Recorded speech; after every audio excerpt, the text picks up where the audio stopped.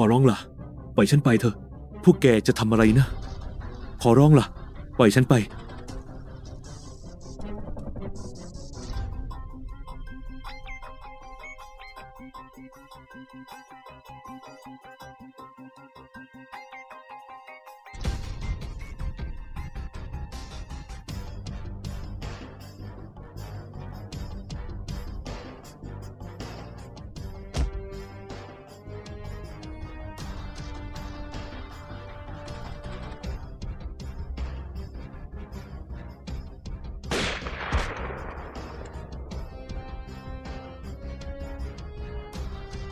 นี่สิอยากมีสภาพเหมือนมันใช่ไหมหนีสิ ไม่หนี ไม่หนีแล้วหุบปาก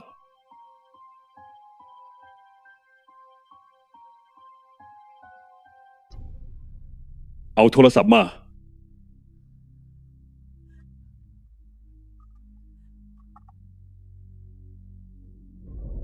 เก่งดีรู้จักแจ้งตำรวจด้วย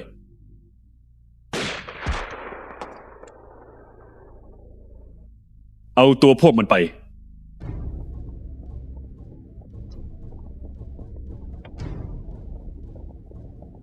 121 1234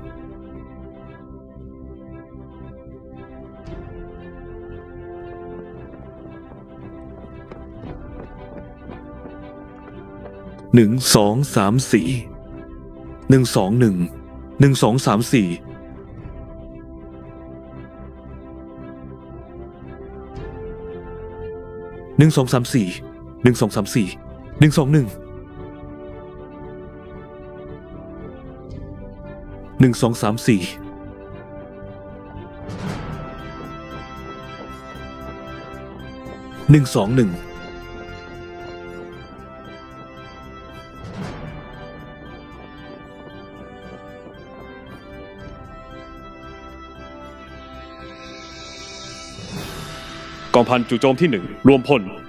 กองพันรบพิเศษรวมพลหน้าเดินวิ่งหน้าตั้ง121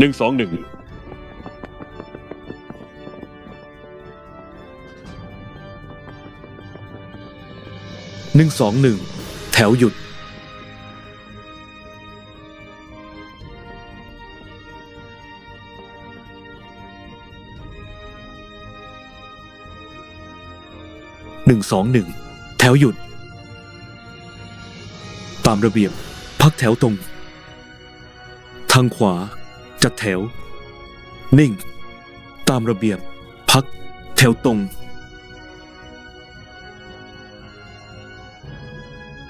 รายงานผู้พันนักบินกองพันจู่โจมที่1รวมพลครบแล้วผู้พันกองพันรบพิเศษรวมพลครบแล้วรอรับคำสั่งตามระเบียบพักครับตามระเบียบพัก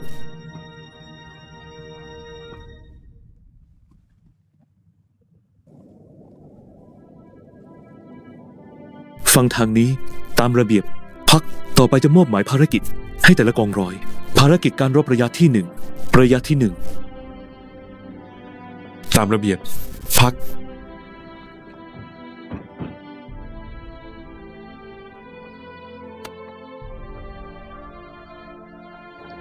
ท่านผู้บัญชาการกองพันจู่โจมที่1แห่งลู่จวิน1กำลังมอบหมายภารกิจท่านผู้บัญชาการกองพันรบพิเศษรวมพลครบแล้วพร้อมออกเดินทางรอรับคำสั่งเข้าแถวครับ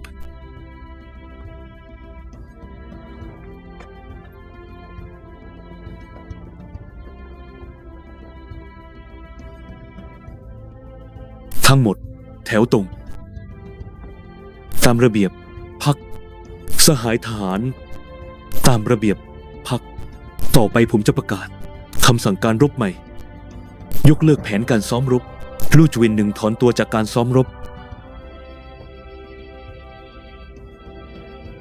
สหายทหารเมื่อคืนตอนเที่ยงคืน20ถึงเที่ยงคืน50นาทีหมู่บ้านหงเหลียวที่ห่างจากเราไป130กิโลเมตรถูกกลุ่มผู้ก่อการร้ายบุกโจมตีทำให้ชาวบ้านผู้บริสุทธิ์บาดเจ็บล้มตาย20คนและจับตัวชาวบ้านจำนวนหนึ่งหนีเข้าไปในหุบเขาเตรียมหลบหนีออกนอกประเทศเบื้องบนมีคำสั่งให้หน่วยซ้อมรบแบ่งกำลังพลเข้าร่วมปฏิบัติการไล่ล่าเนื่องด้วยความพิเศษ และความเร่งด่วนของปฏิบัติการกองบัญชาการซ้อมรบตัดสินใจว่าลู่จุนหนึ่งจะถอนตัวจากการซ้อมรบพายุแดนตะวันตกเปลี่ยนเข้าสู่สถานการณ์รบจริงเข้าร่วมปฏิบัติการไล่ล่าผู้ก่อการร้ายและช่วยเหลือชาวบ้านทราบหรือไม่ทราบพวกเรารออยู่ทางนี้ดีท่านครับผอจี้จากศูนย์ต่อต้านการก่อการร้ายกอมความมั่นคงและหัวหน้ากองร้อยจงจากตำรวจตระเวนชายแดนกำลังจะมาถึงทุกคนดูตรงนี้นะหมู่บ้านของหลิวอยู่ตรงจุดนี้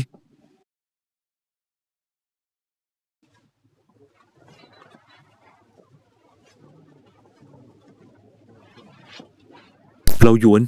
จำตำแหน่งนี้ไว้ท่านสีผมมีข้อเสนอเล็กๆน้อยๆไม่รู้ควรพูดไหมพูดมาสิตรงนี้ไม่มีคนนอกการที่เรายกเลิกภารกิจซ้อมรบกระทันหันจะทำให้กองทัพซีเขาเคว้งหรือเปล่าไม่หรอกมั้งกองบัญชาการใหญ่คงปรับแผนเองแหละคุณไม่ต้องไปห่วงแทนเขาหรอกไม่ใช่สิก็เพิ่งจะยกเลิกภารกิจเมื่อเช้านี้เองทางนั้นยังไม่รู้เรื่องเลยจะไปปรับเปลี่ยนการวางกำลังพลทันได้ยังไงวันนี้คุณเป็นอะไรเนี่ยภารกิจเร่งด่วนขนาดนี้ทำไมยังจะห่วงหน้าพะวงหลังอยู่ได้ไม่ใช่ภารกิจเร่งด่วนก็จริงแต่ทางนั้นพอได้แล้วเรื่องนี้คุณไปคุยกับผมจะเอาเองการประชุมวางแผนรบวันนี้เขาเป็นประธานผมจั่วเข้ามารับตำแหน่งเมื่อไหร่ท่านรองกดส่งตัวเขามาให้มาบัญชาการภารกิจต่อต้านการก่อการร้ายครั้งนี้โดยเฉพาะไปสิไปคุยกับเขาเลยอย่ามาบ่นงุ้งยิ้งกับผมตรงนี้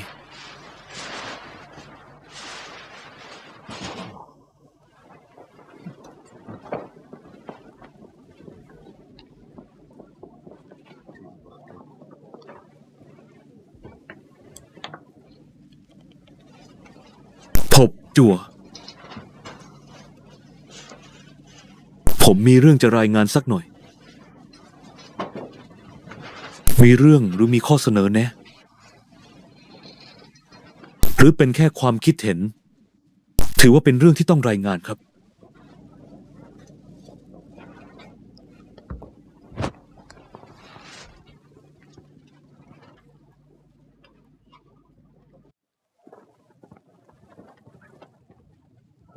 เรื่องอะไรรีบว่ามาอาจารย์ครับให้เรียกว่าผู้พันอาจารย์คืออย่างนี้นะครับเมื่อวานสนาธิการกองทัพสี่อุตส่าห์ส่งแอปเปิลมาให้คุณรับไว้เหรอผมกินหมดแล้วครับกินของเขาเข้าไป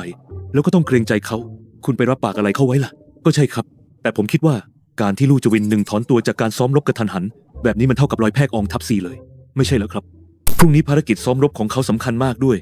นั่นเป็นการบุกทะลวงแนวลึกของฝ่ายแดนเพื่อเข้ายึดพื้นที่433ถ้าไม่มีเฮลิคอปเตอร์ติดอาวุธคอยสนับสนุนทางอากาศไม่รอดแน่ๆครับแถมเมื่อคืนเขาเพิ่งจะเข้ามาตกลงแผนการรบร่วมกับผมเรียบร้อยแล้วด้วยจู่ๆวันนี้มาทิ้งเขาไว้กลางทางแบบนี้สมองคุณมีปัญหาหรือไงเดี๋ยวปัดแต่ให้ตอนนี้ลู่จวินหนึ่งต้องไปเข้าร่วมภารกิจต่อต้านการก่อการร้ายของจริงทางนั้นเหมือนแค่ซ้อมรบเรื่องไหนหนักเรื่องไหนเบาคุณแยกแยะไม่ออกเหรอแยกแยะบ้าบออะไรล่ะไม่ใช่นะอาจารย์ครับล้อมปราบผู้ก่อการร้ายไม่จำเป็นต้องจัดเต็มขนาดนั้นมั้งครับล้อมปราบผู้ก่อการร้ายคือภารกิจอะไรภารกิจทางการเมืองต้องแสดงสัญญานุภาพกดดันให้ถึงที่สุดครับให้ความสำคัญก็เรื่องหนึ่งแต่ไม่เห็นต้องยกโขยกันไปหมดแบบนั้นเลยนี่ครับแบบนั้นเรียกว่าให้ความสำคัญเหรอควรไปให้ความสำคัญเรื่องยุทธวิธีมากกว่ายิ่งเป็นเรื่องการเมืองยิ่งต้องคิดหน้าคิดหลังให้ดีมันไม่ต้องใช้อาวุธยุทโธปกรณ์และกำลังพลเยอะขนาดนั้นหรอกดังนั้นผมพูดมาสิดังนั้นอะไรอาจารย์ครับผมคิดว่าอย่างนี้กองร้อยเดิมที่ประจำการอยู่กับกองทัพสี่ก็ให้พวกเขาซ้อมรบต่อไปทางเราส่งไปแค่2 กองร้อยแต่ไม่ต้องบุกเข้าไปพร้อมกันทีเดียวพื้นที่กว้างขนาดนั้นแถมเป็นภูเขาทั้งหมดเหมือนนมเข็มในมหาสมุทรชัดๆเราแบ่งปฏิบัติการเป็นขั้นตอนดีกว่าลาดตระเวนก่อนแล้วค่อยลงมือกำลังพลภาคพื้นดินผมว่าใช้แค่กองร้อยรบพิเศษกองร้อยเดียวก็พอแล้วคุณจะบอกว่าจัดสรรกำลังพลให้ดีจะได้ไม่เสียงานทั้ง2 ฝ่ายสินะถึงได้บอกว่าเป็นอาจารย์ผมไงครับฉลาดล้ำเลิศกินแอปเปิลของเขาเข้าไปแล้วจะให้คายออกมาก็คงไม่ได้หรอกมั้งขอผมพิจารณาดูก่อนผมคิดมาดีแล้วคุณอยากจะแทนที่ผมละสิผมจะไปกล้าได้ยังไงผมก็แค่เสนอความเห็นเล็กน้อยผมมันก็แค่เศษอิเทตินท่านต่างหากที่เป็นหยกล้ำค่าไอเด็กบ้าลามปามอีกแล้วนะไม่ใช่นะผมระดับรองผู้การกองนะผู้พันเอาแต่เรียกไอเด็กบ้าๆอยู่นั่นแหละให้ลูกน้องผมได้ยินมันดูไม่ดีนะไว้หน้าผมหน่อยสิ ยังจะรู้เรื่องการเทศะอีกเหรอกินแอปเปิลหมดแล้วเหรอกินหมดแล้ว อาจารย์นายไม่ได้กินเหรอวางใจเถอะผมรู้อยู่แล้วว่าท่านจะมา ผมเก็บไว้ให้ท่านแล้ว แบบนี้ค่อยยังชั่วหน่อย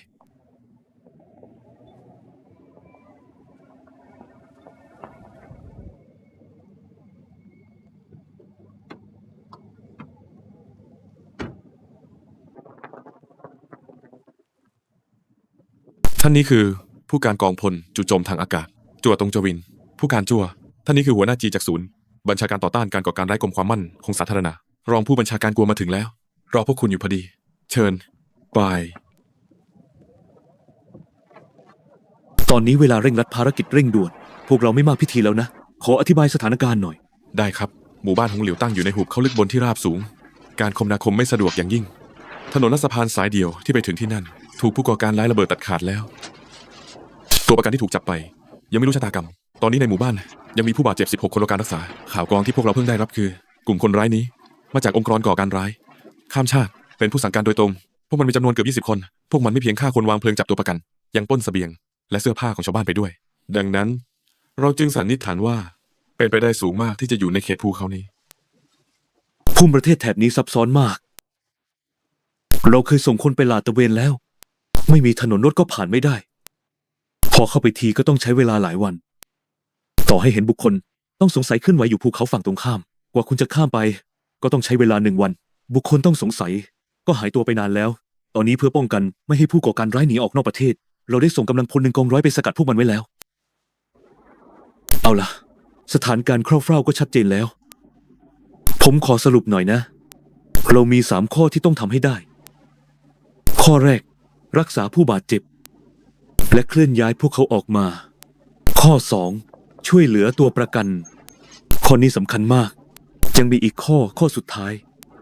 จะต้องสืบให้รู้ร่องรอยของกลุ่มผู้ก่อการร้ายพวกนี้ผมในนามกองทัพขอแสดงจุดยืนก่อนเลยต่อกลุ่มผู้ก่อการร้ายพวกนี้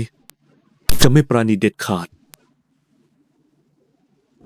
ผู้การจัวครับมอบหมายภารกิจครับ 1. กองพันลาดตระเวนข่าวกรองส่งเฮลิคอปเตอร์ลาดตระเวนติดอาวุธจือ19หลายเที่ยวบินไปทางทิศเหนือและทิศตะวันตกของหมู่บ้านหงหลิวจนถึงแนวชายแดนทำการลาดตระเวนแบบปูพรมอย่างต่อเนื่อง 2. กองร้อยที่ 1กองพันจู่โจมที่1กองร้อยที่1กองพันขนส่งที่3เฮลิคอปเตอร์เจือ8กองร้อยที่1กองพันรบพิเศษจัดตั้งเป็นกลุ่มรบจู่โจมทางอากาศปฏิบัติการจู่โจมไล่ล่าในพื้นที่ดังกล่าว 3. กองร้อยที่2กองพันขนส่งที่3กองร้อยที่2กองพันรบพิเศษหน่วยแพทย์กองพลจะตั้งเป็นกลุ่มกู้ภัยนำเวชภัณฑ์และสิ่งของบรรเทาทุกข์บางส่วนโดยตัวลงสู่หมู่บ้านหงเหลียวอย่างรวดเร็วช่วยเหลือชาวบ้านผู้ประสบภัยฟื้นฟูความเป็นอยู่ปลอบขวัญประชาชนนำผู้บาดเจ็บและญาติเคลื่อนย้ายไปยังโรงพยาบาลในอำเภอโดยเร็วที่สุดกองร้อยที่2ของกองพันจู่โจมที่1เป็นกองหนุนและกำลังสนับสนุนเตรียมพร้อมอยู่ที่สนามบิน40 3. ตามสถานการณ์ภารกิจไล่ล่าแนวหน้าและสถานการณ์การดำเนินซ้อมรบเข้าสนับสนุนทั้ง2ทิศทางนี้ได้ทุกเมื่อนอกจากนี้กองร้อยที่3กองพันจู่โจมที่1เข้าร่วมการซ้อมรบพายุแดนตะวันตกต่อไปให้บรรลุเป้าหมายเดิมที่วางไว้ประสานงานแผนการรบตีฝ่าวล้อมกับกองทัพลุมซีลู่จวินหมายเลข1ถอนตัวออกมาแล้วทำไมคุณยังจัดภารกิจซ้อมรบอีกท่านครับจากการประมวลสถานการณ์ปัจจุบันปฏิบัติการไล่ล่าต่อต้านการก่อการร้ายไม่จำเป็นต้องใช้เฮลิคอปเตอร์ติดอาวุธมากขนาดนี้เราสามารถแบ่งกำลังโผล่บางส่วนไปทำภารกิจซ้อมรบที่กำหนดไว้ได้อีกทั้งปฏิบัติการไล่ล่าครั้งนี้เป็นเหตุฉุกเฉินข้อมูลข่าวกรองมีจำกัดอย่างยิ่งร่องรอยของคนร้ายลึกลับซับซ้อนมากต้องทำการลาดตระเวนอย่างละเอียดก่อนแล้วค่อยลงมือโจมตีอย่างแม่นยำปิดล้อมกวาดล้างและจู่โจมช่วยเหลือตกลงผมเห็นด้วยกับแผนนี้ต่อไปผมจะประกาศหน้าที่ในการจัดวางตัวผู้บัญชาการดังต่อไปนี้เจียงไห่ครับหยวนเจี้ยนสิงครับกลุ่มรบทางอากาศบัญชาการโดยเจียงไห่และหยวนเจี้ยนสิงเจียงไห่เป็นผู้บัญชาการแนวหน้าหยวนเจี้ยนสิงเป็นรองผู้บัญชาการรับผิดชอบปฏิบัติการไล่ล่าและช่วยเหลือครับกลุ่มกู้ภัยบัญชาการโดยรองผู้การเหวรับผิดชอบการช่วยเหลือทางฝั่งหมู่บ้านหงหลิวและการขนส่งผู้บาดเจ็บกับเสบียงทราบแล้วครับหลิวเสี่ยวปินรับตำแหน่งหัวหน้ากองร้อยที่2กองพันจู่โจมที่1รับผิดชอบนำทีมกองหนุนกองร้อยที่2กองพันจู่โจมทำภารกิจที่ได้รับมอบหมายให้สำเร็จกองร้อยที่3นำทีมโดยรองผู้พันหลีตงเข้าร่วมการซ้อมรบตามแผนครับนอกจากนี้กองบัญชาการจะจัดตั้งศูนย์บัญชาการลอยฟ้ารองผู้การผางหัวหน้าจีหั หัวหน้ากองจงโดยสารเครื่องบินแจ้งเตือน และบัญชาการทางอากาศ ติดตามปฏิบัติการของกลุ่มรบทางอากาศเหนือน่านฟ้าหมู่บ้านหงหลิวสร้างแพลตฟอร์มบัญชาการข่าวกรองส่วนหน้า เข้าบัญชาการระยะประชิดเมื่อจำเป็น จบการมอบหมายภารกิจ เริ่มปฏิบัติการในอีก 20 นาที ทุกท่านยังมีคำถามอะไรอีกไหมไม่มีครับ ผู้การแล้วคุณล่ะ ผมกับสนาธิการจะบัญชาการอยู่ที่นี่ คุณแค่ส่งข้อมูลจากแนวหน้ากลับมาแบบเรียลไทม์ก็พอ รายงานเข้ามาพบเรียกผมแล้วครับ ตอนนี้แต่งตั้งนายเป็นพบ102 กองพันจู่โจม1 ตอนนี้เลยล่ะครับเบื้องบนยังไม่เรียกผมคุยเลย ภาวะสงครามไม่ต้องพิธีรีตองเยอะไปรับตำแหน่งซะแล้วผู้ช่วยนักบินของพบพันเจียงแหละครับเขาจัดการเองได้ ผู้พันดูนี่สิดูอะไรรีบปฏิบัติหน้าที่ครับปฏิบัติการทราบ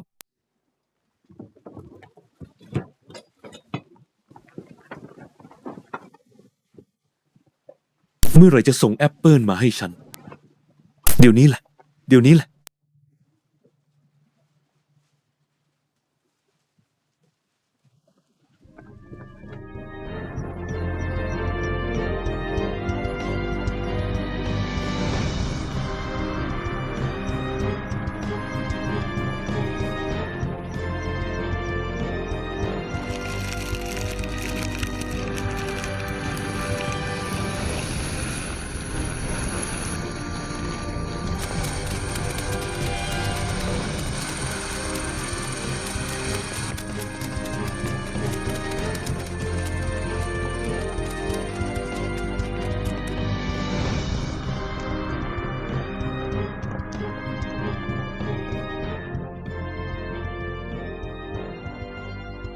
เป็นไงบ้าง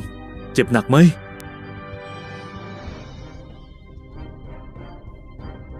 พวกนายล่ะสบายดีไหมไม่เป็นไรนะไม่เป็นไร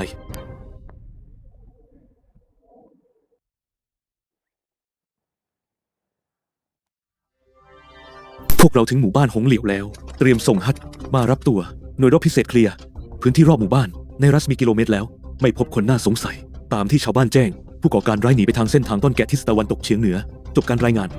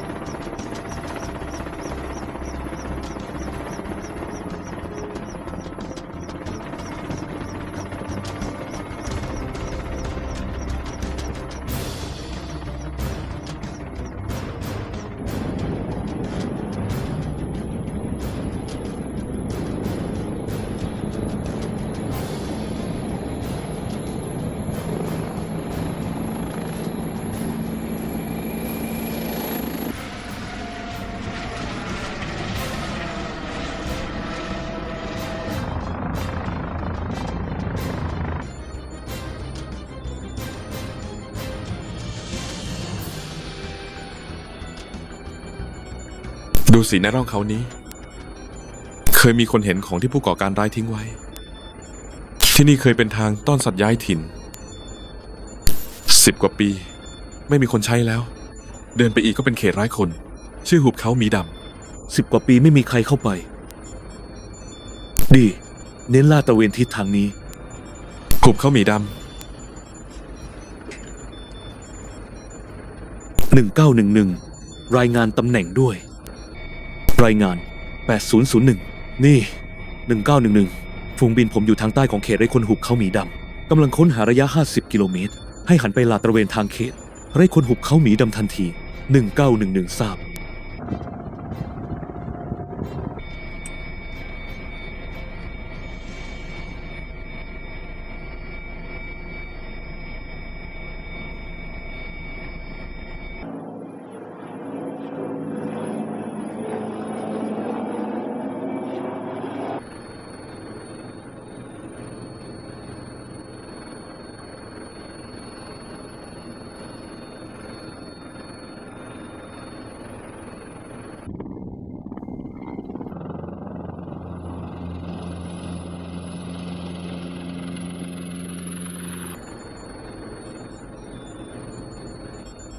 701 หน่วยลาดตระเวน1911รายงาน ตอนนี้เข้าสู่เขตไร่คนหุบเขามีดำเริ่มลาดตระเวนแล้ว อะไรนะ เขตไร่คนหุบเขามีดำ701ทราบ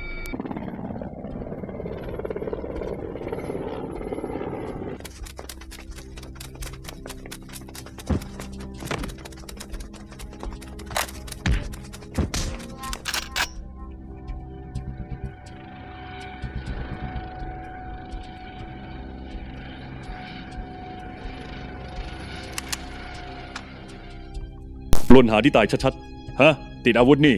สงสัยเราโดนเพ่งเล็งแล้ว เป้าหมายเราใหญ่เกินไป ไปทางลัด ลุกขึ้นไป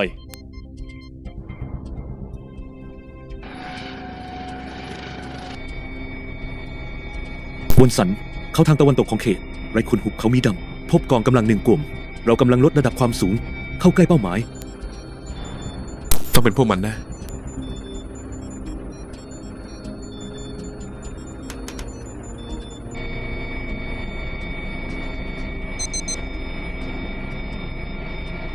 1911701รับทราบ จับตาดูไว้ ฝูงบินฉันจะรีบไปสมทบ 1911ทราบ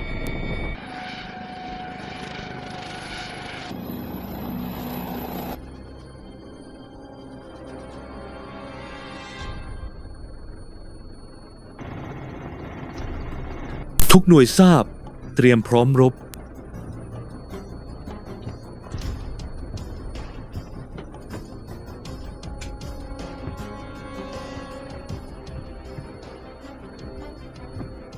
เร็ว รีบไป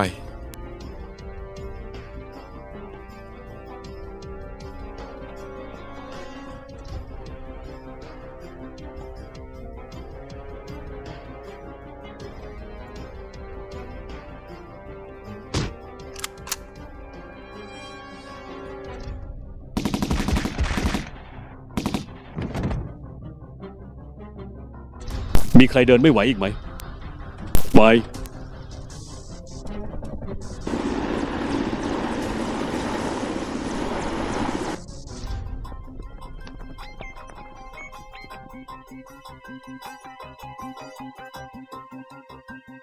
เฟยมาวทุย ครับ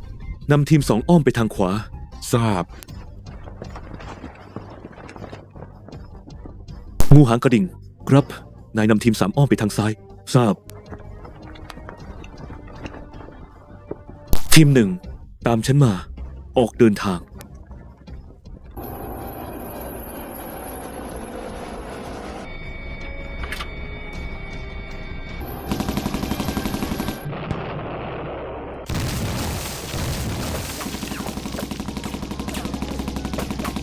รีบกระจายตัว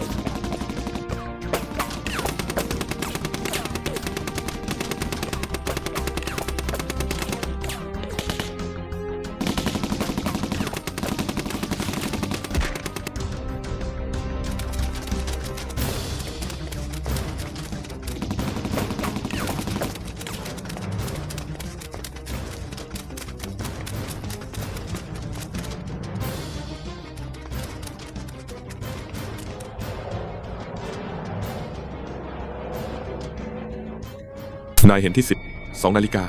ของฉันไหม ไอ้2 ตัวข้างล่างเนิน ดินนั่น เห็นแล้ว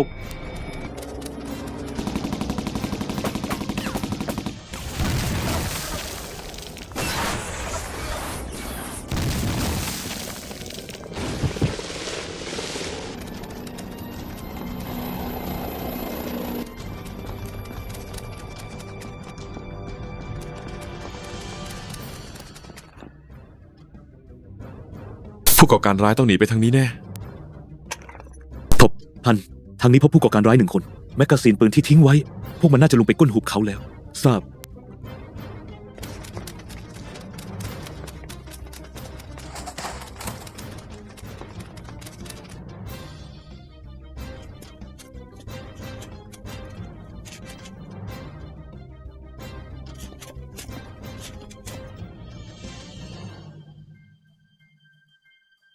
ระวัง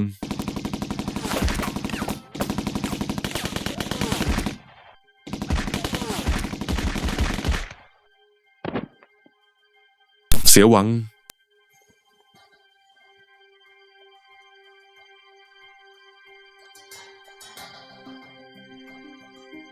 ห้ามเลือดให้เขาก่อน ทีมแพทย์ พื้นที่ 101 2 มีคนเจ็บหนัก รีบมาช่วยเหลือด่วน นายดูแลเขาอยู่ที่นี่ คนอื่นตามฉันมา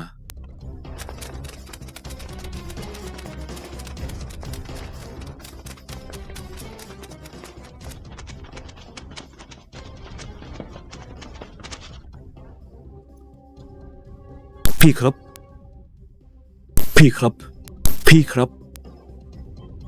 รายงาน นี่เฟยเมาทุย พบคนเจ็บ1 ราย ส่งคนมาช่วยด่วน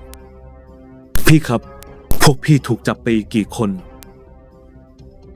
กี่คน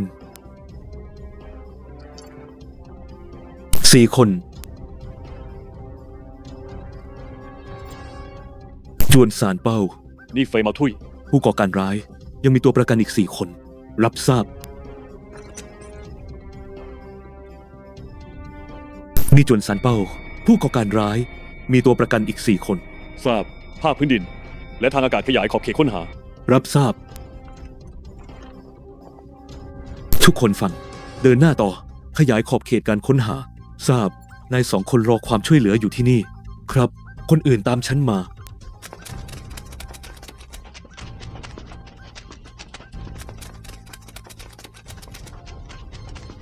เร็วเข้า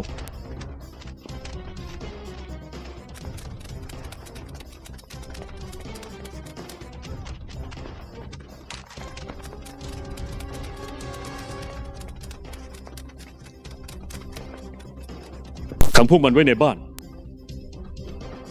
เข้าไป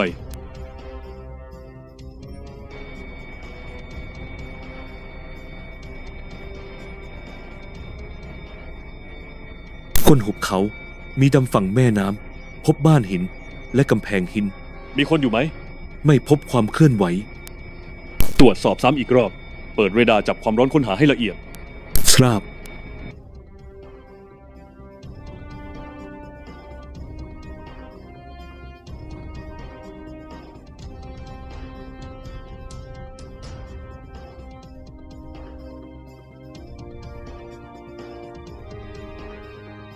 เฝ้าให้ดีนะครับ พี่น้อง ตื่นตัวไว้ ดี กล้องส่องทางไกล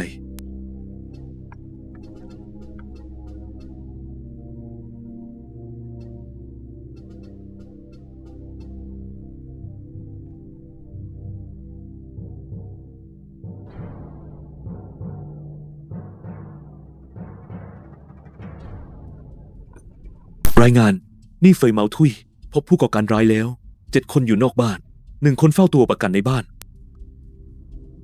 ทราบ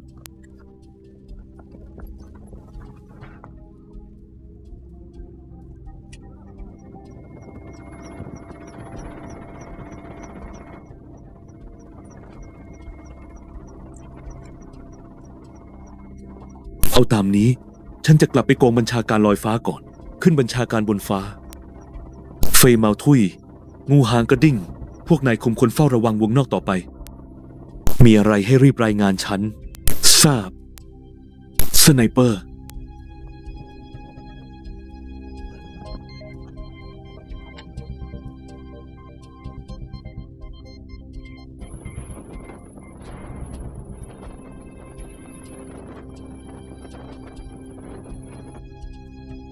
ผู้อาวุโส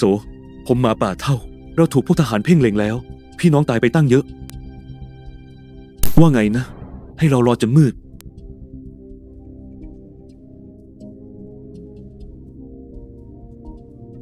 บัดซบ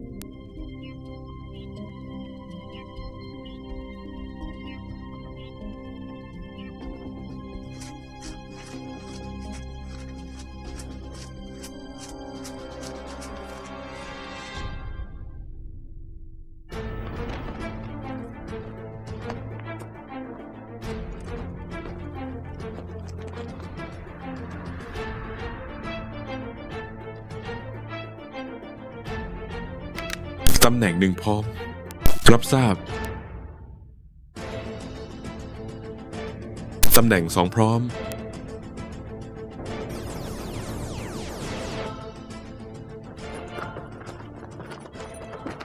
เป็นไงบ้าง ล็อกเป้าหมายแล้ว วิทยุ รายงาน นี่เฟยเมาทุย เลเซอร์ชี้เป้าแล้ว 701 ต้องรับรองความปลอดภัยชาวบ้าน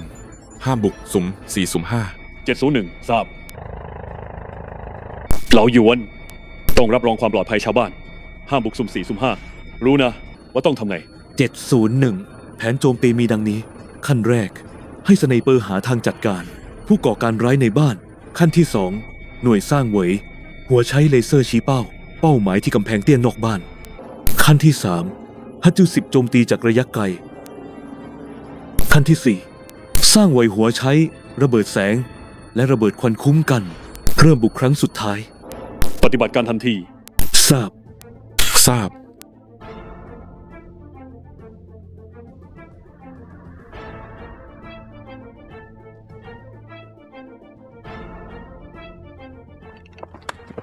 จะไปไหน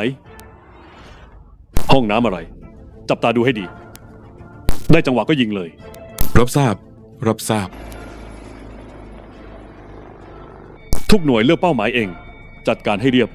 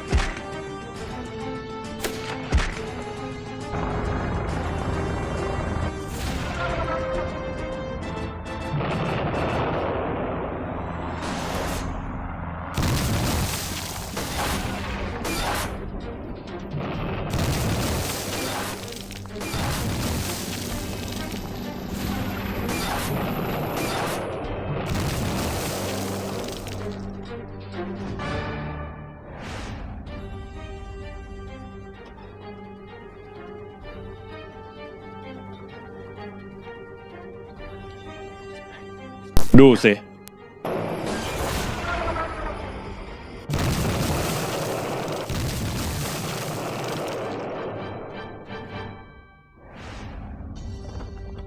ห้ามขยับ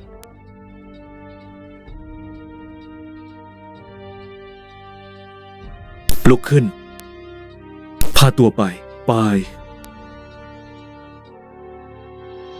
เอามือไพ่หลัง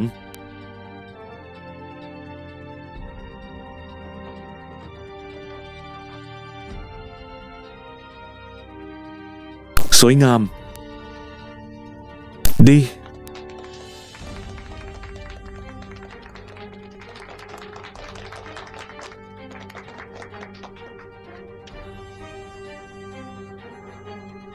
ดี ถูกต้อง ยกมือขึ้น พาตัวไป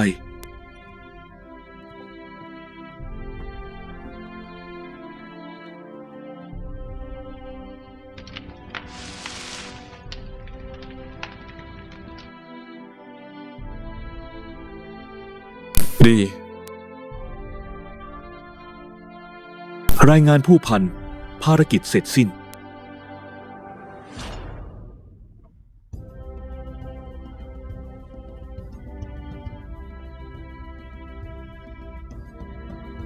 เก คือเจ้าหมาป่าเท่านั้นสินะ ใช่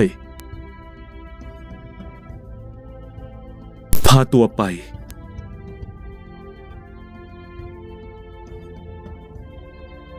รายงานศูนย์บัญชาการ ฉันคือจ้วนซานเป้า ภารกิจเสร็จสิ้น ช่วยตัวประกันได้แล้ว เตรียมถอนกำลัง สำเร็จแล้ว เยี่ยมไปเลยสำเร็จแล้วยินดีด้วย เยี่ยมมากสำเร็จแล้ว สาวๆพวกเรากลับฐาน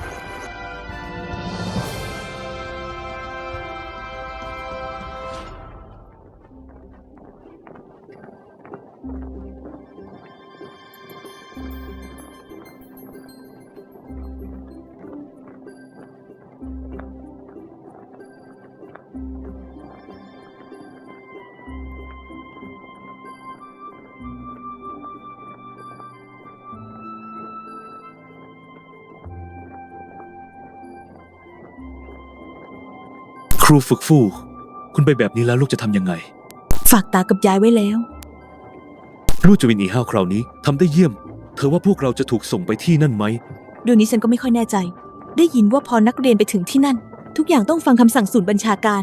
ถูกส่งไปหน่วยไหนก็เรียนที่หน่วยนั้น นี่เธอพกอะไรมานะ หมูน้ำแดงหม้อหนึ่ง กลัวไปที่นั่นแล้ว จะกินเนื้อแพ้ไม่ชิน ไม่ใช่ เอามาฝากเจียงไฮ้กิน เชื่อเธอเลยจริง ๆ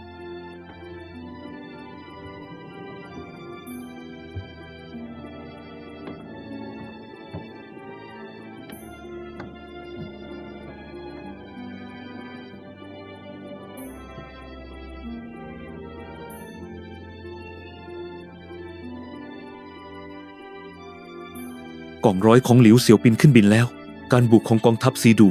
เดือดใช้ได้เลยนะ สนาธิการกองทัพซีโทรมาหลายรอบแล้ว หวังว่าเจือ10ของเราจะออกปฏิบัติการบ่อยขึ้น การวางกำลังเดิมของพวกเขามีปัญหา แนวรบยืดออกไปยาว เกินตะวันตกไม่มีกองพันปืนใหญ่กำลังยิงตามไม่ทันแน่นอน ตอนนี้รู้ซึ้งถึงความเจ๋งของกองบินทหารบกเราแล้วสินะ เจอปัญหา ก็เรียกกองบินทหารบก คุณคิดยังไง ถึงให้หลิวเสี่ยวปินไปคุมกองร้อย2เขาจะอยู่ข้างกายเจียงให้นานเกินไปไม่ได้ ต้องรีบยืนด้วยลำแข้งตัวเองให้เร็วที่สุด ตอนนั้นเจียงไห่ตามคุณมากี่ปี ก็แค่1 ปี ตอนแรกเขาไม่ยอมไป ฉันเลยออกคำสั่งแต่งตั้งหัวหน้ากองร้อยให้เขา ไม่ไปก็ไม่ได้ ผลคือทำได้ดีเลยทีเดียว ไม่กี่วันก็รู้จักคิดเผื่อลูกน้องแล้ว และยังเข้ากับสหายคนอื่นได้ดีขึ้นด้วย ไม่งั้น เขาเอาแต่คิดโดยยึดอาจารย์เป็นศูนย์กลางตลอด แบบนั้นก็เสียคนพอดี คุณพูดถูก ใช่คนเก่งไม่ใช่ ผลไม้บนต้นไม้ ที่ต้องรอให้สุกก่อนค่อยไปเด็ด คนเก่งด้านการรบต้องดัน ไปใช้ในแนวหน้า ไม่อย่างนั้นเกิดพรุ่งนี้รบกันขึ้นมา ในมือเรามีแต่พวกมือใหม่ คุณไม่มืด8 ด้านแย่หรอ พบผลน้อยจั่ว ท่านครับ ภารกิจเป็นไงบ้าง ภารกิจกวาดล้างผู้ก่อการร้ายเสร็จสิ้นแล้วกำลังบินกลับครับ การซ้อมรบร่วมกับกองทัพซีอีกครึ่งชั่วโมงก็จะจบแล้ว ยอดเยี่ยม ท่านครับ วันนี้ลูกจะวินอีห้าวเข้าร่วมปฏิบัติการต่อต้านการก่อการร้ายจริงเป็นครั้งแรกบทบาทกองบินหารบกโดดเด่นมากอธิบดีกรมตำรวจโทรมา จะขอความดีความชอบให้กองทัพตอนนี้ไม่ใช่เวลามาขอความดีความชอบฟังนะ รวมพลเสร็จแล้วให้เคลื่อนย้ายทันทีเคลื่อนย้ายไปไหนครับ เป้าหมายเขตยุทธบริเวณตะวันออกเฉียงใต้ ฐานฝึกเจคำสั่งจากศูนย์บัญชาการใหญ่ลู่จวินอีห้าวต้องไปถึงภายใน2 วัน อีกอย่างของกองพันจู่โจม2เจือ19ดัดแปลงเสร็จเรียบร้อยแล้วให้ผางเวกลับไปสักรอบเอากองร้อยนี้ลาไปซ้อมที่หน้างานให้ฉันด้วยครับผมท่านครับ2 วันต้องไปถึงอย่างช้าที่สุด 2 วัน ท่านครับ ภารกิจเป็นไงบ้าง ภารกิจกวาดล้างผู้ก่อการร้ายเสร็จสิ้นแล้วกำลังบินกลับครับ การซ้อมรบร่วมกับกองทัพซีอีกครึ่งชั่วโมงก็จะจบแล้ว ยอดเยี่ยม ภารกิจ ก่อนพลบค่ำวันนี้ต้องออกเดินทาง พูดถูกแล้ว คืนนี้ต้องออกเดินทาง เพราะพบตานโทรมาอีกสาย ให้คุณกลับไปหา กองทัพกองพลน้อย การบินทหารบอกจะก่อตั้งพรุ่งนี้ ฉันก็จะไปเหมือนกัน ท่านครับ รองผผางจะไปผจั่วก็จะไป ขบวนใหญ่ขนาดนี้ต้องเคลื่อนย้าย มีปัญหาก็ต้องแก้ คำสั่งต้องปฏิบัติ ครับผม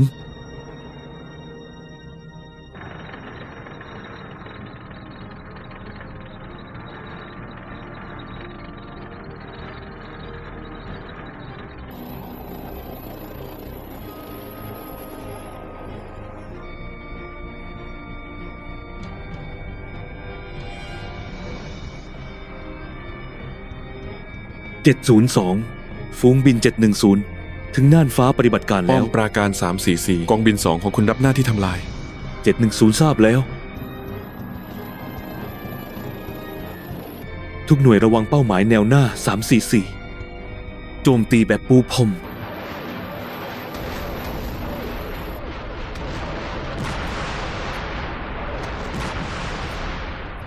วันนี้สะใจจริง รองผบผาง กลับเถอะ ๆ ผมจะรอพวกเจียงไห่ มีอะไรทำไม ต้องคุยที่สนามบินด้วย กินข้าว เสร็จค่อยคุยก็ได้ พวกนายไม่เข้าใจหรอก ผมจะกอดเจียงไห่ให้แน่นๆเลย ทนพวกคุณไม่ไหวแล้ว งั้นเราไม่ดูฉากสวีทของพวกคุณแล้วนะ พวกเราไปก่อนนะ กลับก่อนละ กลับไปเถอะ ไปแล้วนะรองผบผาง รองผบผาง งั้นพวกเราไปก่อนนะครับ ทั้งสองท่านลำบากแย่เลย สวัสดี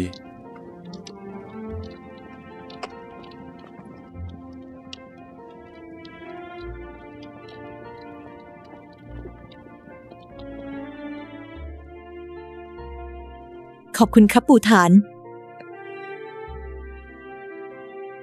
ว่างๆ ปู่จะมาหาพวกหนูอีกดีไหม ดีครับ สวัสดีครับปู่ฐาน หนูต้องตั้งใจเรียนนะ รู้ไหม ลาก่อนนะเด็ก สวัสดีครับปู่ฐาน สวัสดีครับปู่ฐาน ๆ ลาก่อนนะเด็กๆ สวัสดีครับปู่ฐาน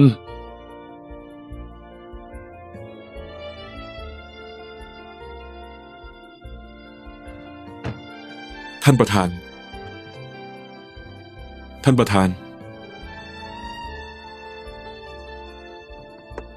หงเซิง ท่านประธาน คุณมาโผล่ที่นี่ได้ไง ผมไปที่ท่านคุมเรื่องทรายมา พวกเขาบอกว่าท่านมาบริจาคคอม ให้โรงเรียนแห่งความหวังอีกแล้ว ผมเลยตามมาที่นี่ โครงการโดรนของคุณวิจัยไปถึงไหนแล้ว ก็พอได้ครับ ทำไม มีธุระอะไรกับผม มีเรื่องอยากคุยกับท่านเป็นการส่วนตัว ถ้าไม่รีบกลับโรงแรมค่อยคุยกัน ถ้าคุณรีบ เราก็คุยกันตรงนี้เลย ดูสิ ดีแค่ไหน ภูเขาสวยน้ำใส ครับ ได้ยินว่าท่านประธานผูกพันกับชนบทมาก ใช่ คนจีนอย่างเราบรรพบุรุษใคร ไม่ใช่ชาวนาบ้าง จริงไหม ผมก็เป็นชาวนาแท้ๆคนหนึ่ง จะบอกให้นะ สมัยเราลงชนบท ทะเบียนบ้านก็อยู่ต่างจังหวัดหมด ต้องเก็บแต้มงานแลกข้าวกิน งั้นเราคุยกันตรงนี้เลย ได้ครับไปทางนู้นกัน โอเค ไป หลีตง วันนี้เสี่ยวปินบินเป็นไงบ้าง ยอดเยี่ยมมาก วันนี้ออกปฏิบัติการ2 รอบ ฝีมือคล่องแคล่ว ทั้งดุดันและเฉียบขาด ผู้พัน ให้ความรู้สึกแบบอาจารย์ดีสิทธิ์ก็เด่น แน่นอน ไม่ดูซักก่อนว่าลูกศิษย์ใคร ผู้พัน คุณชมเกินไปแล้ว งั้นคืนนี้ต้องฉลองเรื่องนี้กันหน่อย ใช่ เลี้ยงเลย อาจารย์ คนอื่นพูดยังพอว่า คุณยังจะพูดอีกเหรอ ฉันกำลังเซ็งอยู่เนี่ย แกล้งไขสือกับฉันเหรอ วันเดียวเขาเป็นทั้งหัวหน้าฝูงทั้งกัปตัน วันเดียวออกปฏิบัติการตั้ง2 รอบ ยังไม่สะใจอีกเหรอ ฉันเสียดายที่ไม่ได้ไปจัดการผู้ก่อการร้ายพร้อมคุณ ฉันได้ยินมาหมดแล้ว พวกคุณลุยจริงเจ็บจริงสะใจจะตาย การรบจริง ชาบูเนื้อแพะ เสี่ยงจีย่าง ชาบูเนื้อแพะ ผู้พันเจียง คุณคงไม่รู้สินะ ต้องย้ายฐานด่วนแล้ว ย้ายฐานเดี๋ยวนี้ ไปไหน เขตสงครามตะวันออกเฉียงใต้ฐาน SI เพิ่งได้รับแจ้งให้ออกเดินทางเย็นนี้ จบกัน งั้นไม่ต้องกินชาบูเนื้อแพ้แล้ว เสี่ยงจีย่างก็อด รีบกลับกองพันเถอะ ขอบคุณ ย้ายฐานด่วน ออกล้นเลยครับผมกับเจิ้งเหวยวางใจได้ ฉันรับประกันภารกิจสำเร็จ จะพากองพัน2ฝูงบินหนึ่งไป ถึงฐานฝึกเจออย่างปลอดภัย ไปล่ะเราผาง เดินไปทางนี้นะ ฉันจะไปดูคนเจ็บหน่อย โชคดี พ้นขีดอันตรายแล้ว จะย้ายไปโรงพยาบาลศูนย์เขตสงครามทันที ยังไงก็ต้องไปดูหน่อย ไปเถอะ คุณตีความประโยคสุดท้ายของรองกูออกไหม ให้พวกเราทบทวนความยากลำบากอีกที คำพูดนี้มีในแฝง เข้าไปเถอะ ผู้พันกับหัวหน้ากองกำลังจะมาถึงแล้ว ไป น้ำเกลือใกล้หมดเรียกฉันนะ ผู้พัน ฉันไม่เป็นไร คุณไปทำงานเถอะ อย่าบอกพ่อแม่ฉันนะ เสี่ยวหวัง อย่าคิดมาก เดี๋ยวเราจะย้ายนายไปโรงพยาบาล ศูนย์เขตสงคราม ภารกิจหลักของนายตอนนี้คือรักษาตัวให้ดี วางใจเถอะ อีกไม่นานก็หายดี รองผบผล ผาง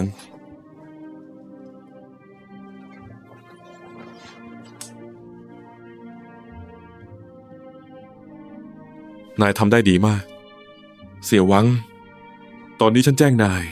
อย่างเป็นทางการได้แล้ว กองพลตัดสินใจเสนอชื่อนายรับความดีความชอบชั้น 2 ดอกไม้นี้เอามาจากไหน เพิ่งเด็ดมาจากตรงโน้น เข้าท่าดีนี่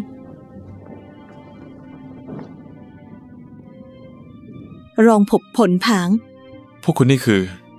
พวกเราอยากมาเยี่ยมทหารที่บาดเจ็บ ฟื้นแล้ว ไม่เป็นไรแล้ว จริงสิ รองผบผลผาง วันนั้นคุณจะกอดเจียงให้อย่างอบอุ่น ตกลงได้กอดไหม อย่าพูดถึงเลย ป่านนี้ฉันยังไม่เจอเจียงไห่เลย สงสัยวันนี้ คงไม่เจอเขาแล้ว งั้นก็เก็บไว้ให้เขาไปกอดฟู่หญิงเถอะ ครูฝึกฟู่มาแล้ว เมื่อกี้พอ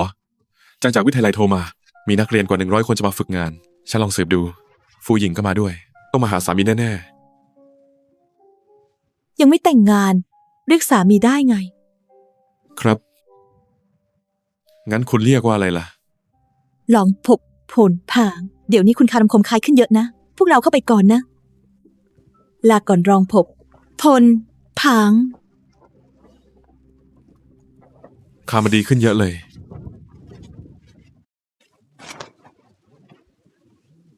ท่านผบ ได้ยินว่าจะย้ายฐาน เย็นนี้ก็ย้ายแล้ว เวลาจนตัวมาก เจิ้งเหวย มีใบชาไหม มีอยู่ห้องนั้น ที่กวนอิม จะชงเท่าไหร่ใส่เองเลย ท่านผบ เราจะไปยังไง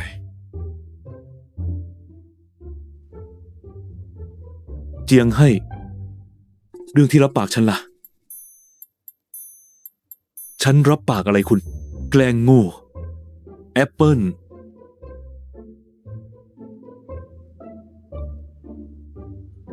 เกิดอะไรขึ้น ทำไมเขาไม่จบเรื่อง แอปเปิลสักที ถ้ามีก็เอาให้เขาสัก2 ลูกสิ ฉันไม่มี ในกองพันแจกหมดนานแล้ว กินเกลี้ยงแล้ว ไม่เหลือสักลูกเดียว งั้นคุณรับปากเขาทำไม ตอนนั้นฉันสติหลุดนี่นา เขาขออะไรฉันก็รับปากหมด ฉันลืมเรื่องนี้ไปนานแล้ว ใครจะคิดว่าระดับผบพลจะมาตื้อ เอาแอปเปิลแค่2 ลูกไม่เลิก คุณว่าตอนนี้จะให้ฉันไปหาที่ไหน คุณเนี่ยนะ เตรียมรับกรรมเถอะ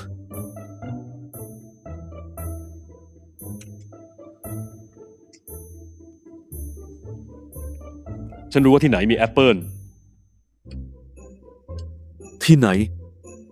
รีบพูดมา วงสะด หงสะดำที่เธอจะมีได้ไง ำก็คุณบอกเขาเองไม่ใช่เหรอว่า กินแอปเปิลแล้วสวย อุตส่าห์ได้รับความห่วงใยแต่คุณสักที เขาเก็บเอาคำพูดคุณไปคิดจริงจังเลยนะ ไม่ยอมกินเลย เก็บไว้เป็นที่ระลึก อ้หนู นายกำลังหลอกด่าฉันใช่ไหม ช่วยแล้วยังจะตีอีก ไปล่ะ ไอ้นี่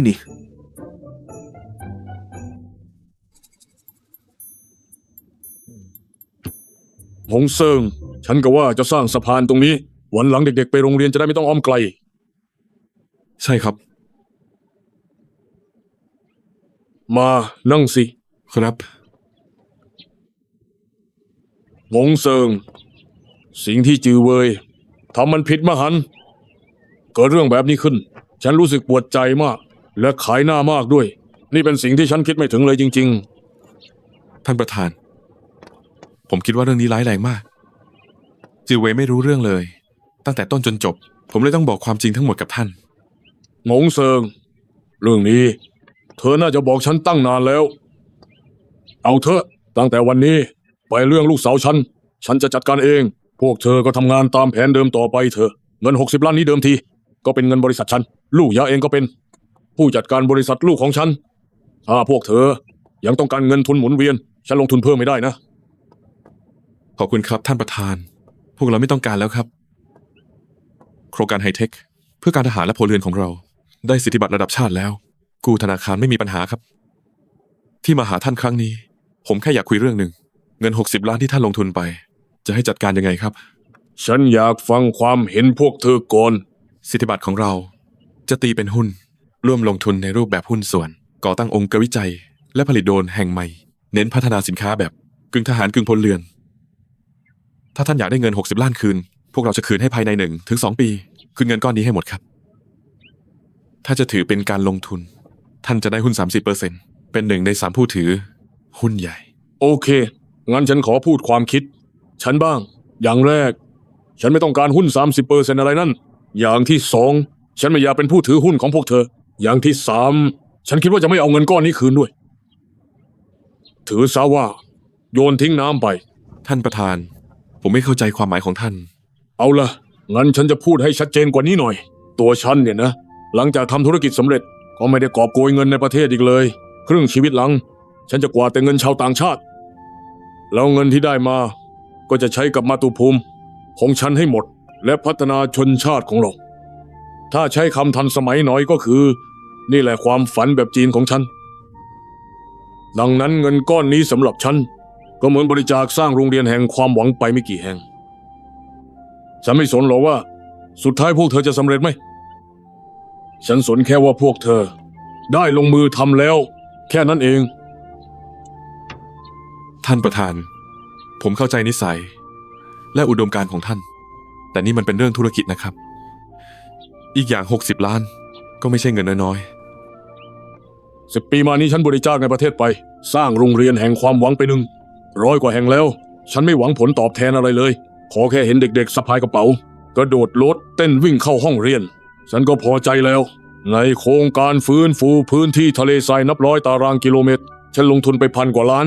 ฉันไม่ขอคืนแม้แต่บาทเดียว ยกให้รัฐบาลท้องถิ่นทั้งหมด เธอรู้ไหมว่าทำไม ๆ ไม่ทราบครับ พ่อฉันเป็นทหารปาลูกเก่า เคยผ่านสงครามต้านญี่ปุ่น สงครามปลดแอก พอจีนใหม่ตั้งขึ้น ก็ไปรบในสงครามเกาหลี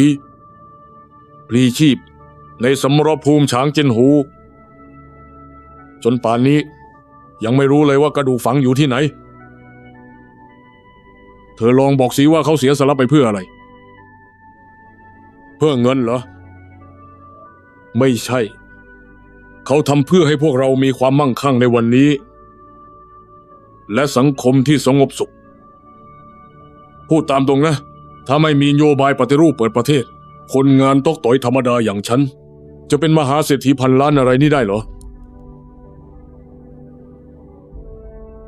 ฉันสำนึกบุญคุณแผ่นดินนี้ สำนึกบุญคุณประเทศชาติ และยิ่งภูมิใจในเชื้อสายจีนของฉัน หงเซิง เธอดูสิเท่าแก่อย่างฉันเนี่ย คนเดียวจะกินได้เท่าไหร่ จะแต่งตัวดีแค่ไหนเชียว ตายไปก็เอาอะไรไปไม่ได้ ฉันถึงบอกว่า เงินก้อนนี้ต่อให้โยนทิ้งน้ำอย่างน้อยก็ถือว่าทิ้งลงในน้ำของเมืองจีนเราถูกไหมล่ะ พวกเธอไม่ต้องคิดเรื่องผลตอบแทนให้ฉันหุ้นหรือชื่อเสียงอะไรหรอกมันจะมีความหมายอะไร ฉันโชคดีมากนะ ที่มีโอกาสหาเงินได้จำนวนหนึ่งแล้วก็ได้เอาเงินพวกนี้ ไปใช้ในงานที่ฉันสนใจหงเซิงเธอเป็นนักบินที่กองทัพปั้นมาต่อมาเธอลาออกมาขับฮอให้เท่าแก่ถึงฝีมือเธอจะดีมากและทุ่มเทกับงานแต่ฉันไม่ได้ดีใจไปกับเธอหรอกนะฉันคิดว่าเธอทำแบบนี้มันเสียแรงที่กองทัพปั้นมาทีหลังเธอทิ้งเงินเดือนสูงๆแล้วจากไปไปพัฒนาโดรนของเธออันนี้แหละที่ฉันชื่นชมการเลือกของเธอมากจำได้ไหมฉันเคยบอกเธอว่ามีปัญหาให้มาหาฉันได้เลยแต่เธอก็ไม่มา ท่านประธาน ผมก็ว่าเราครึ่งต้นแบบบินผ่านแล้ว ค่อยมาหา ไม่ เธอโกหกเธอพยายามจะไม่ยุ่งเกี่ยวกับจือเว่ยต่างหากแต่ต่อมา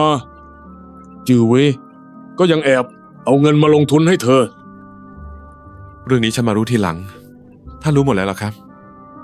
เดิมทีฉันแอบภาวนาให้พวกเธอ2 คนไปได้ดี ทั้งเรื่องรักและเรื่องงาน แต่วันหนึ่งฉันเห็นจือเว่ยจู่ๆก็กลับลอนดอนฉันก็รู้สึกทำแม่งๆแล้วและสาเหตุก็น่าจะอยู่ที่ลูกสาวฉันเอง ไม่ครับ ท่านประธาน ผมเองก็มีส่วนผิด จือเว่ยเขาเอาแต่ใจเพราะโตเมืองนอกมาตั้งแต่เด็กเป็นลูกเศรษฐีตามสูตรค่านิยมของเขาไม่เหมือนกับพวกเราผมก็บังคับให้เขาเดินเส้นทางเดียวกับผมไม่ได้และผมก็สังหรณ์ใจแล้วว่าพวกเธอ2 คนคงต้องทางใครทางมันสักวันเอาล่ะไม่พูดแล้วฉันหวังว่าเรื่องนี้จะให้มันแล้วกันไปให้มันผ่านไปอีกอย่างหงเซิงฉันก็หวังว่าเธอจะไม่ทิ้งจือเว้ยพวกเธอน่าจะเป็นเพื่อนที่ดีต่อกันได้นี่เป็นความหวังเดียวของคนเป็นพ่ออย่างฉัน ท่านประธาน วางใจเถอะครับ พวกเธอไม่ต้องกังวลอะไร ถ้ามีปัญหาเมื่อไหร่มาหาฉันได้ทุกที่ทุกเวลาตกลงไหม ผมรู้ว่าท่านไม่หวังผลตอบแทน แต่ผมก็เข้าใจว่านี่คือความคาดหวังและแรงผลักดันที่ท่านมีต่อผม ท่านประธาน ผมหวังว่าท่านจะสละเวลาอันมีค่าเจียดเวลาสักนิดมาดูสำนักงานออกแบบของผมหน่อย ฉันไปแน่ฉันต้องไปแน่นอนฉันอยากให้จือเว่ยไปดูด้วยได้ไหม ได้แน่นอนครับ ดี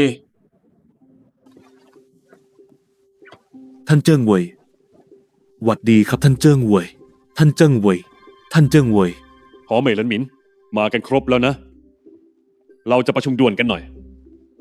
ฉันได้รับมอบหมายจากหัวหน้ากองบัญชาการ มาประกาศที่นี่ว่าสหายผู้การจั่วถงจวินเข้ารับตำแหน่งอย่างเป็นทางการ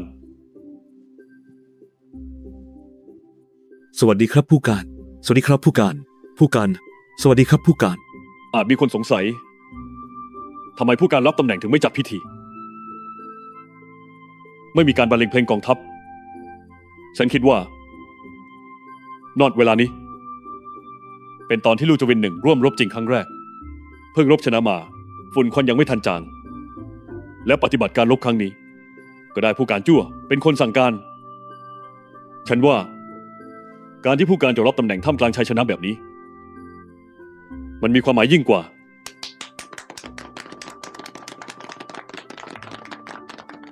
ทุกคนรู้กันแล้ว เราต้องย้ายฐานทันทีเพื่อเข้าสู่สมรภูมิใหม่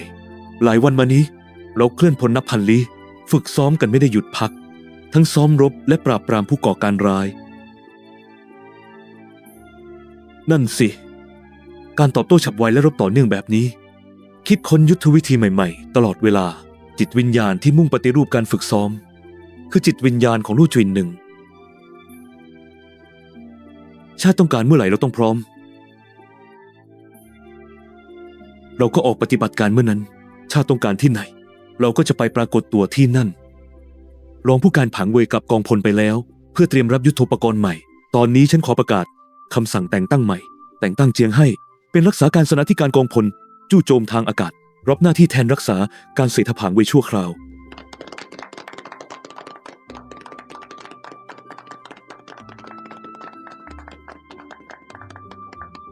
รักษาการเสเจียงให้รับผิดชอบบัญชาการการเคลื่อนพลและการซ้อมรบป้อม ปราการ 2015 อีก3 ชั่วโมงจะออกเดินทาง แยกย้ายกันไปเตรียมตัวเถอะครับ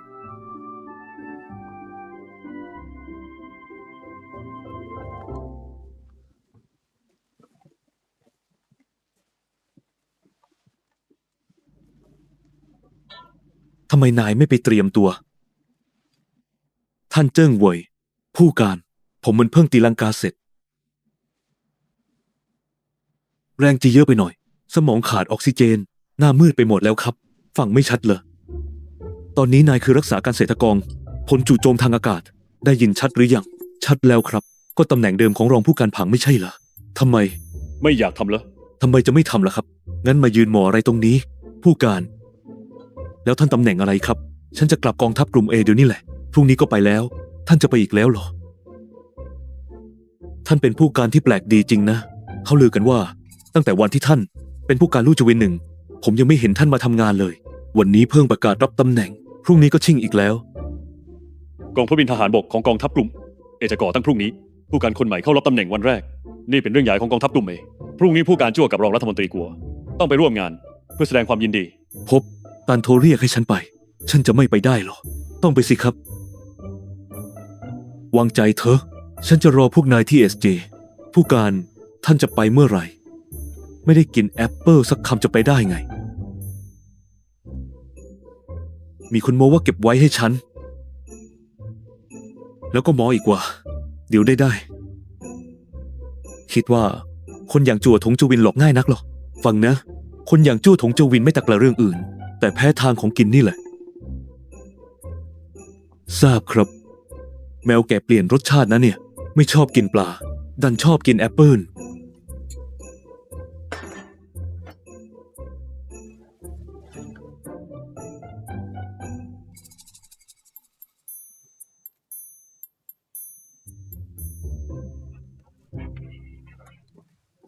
พี่ เจียงให้ได้เป็นรักษาการเศษแล้วนะ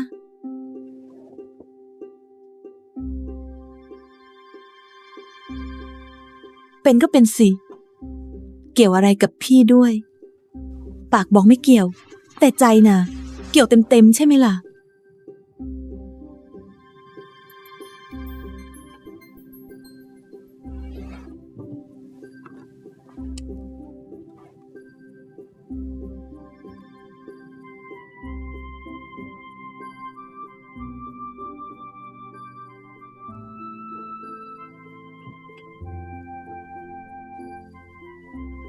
พี่ทำอะไรนะ ดูสิ ดูว่ารูปที่พี่วาดเหมือนใคร ตัวเล็กเนี่ย ดูเหมือนพี่นะ ไอหัวโตนั่นเหมือนเจียงให้ ไม่ใช่นะ หนูว่าเหมือนพี่หงเซิงมากกว่า นั่นใครเหรอพี่ คิดว่าเป็นใครก็คนนั้นแหละ พอเธอรีบทำงานต่อได้แล้ว ดูสิ ของเธอเยอะสุดเลย พี่เก็บจะเสร็จอยู่แล้ว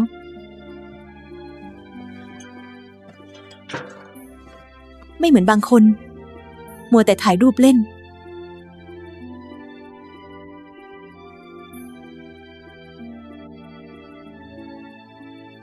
แถมถ่ายชุดแต่งงานอีก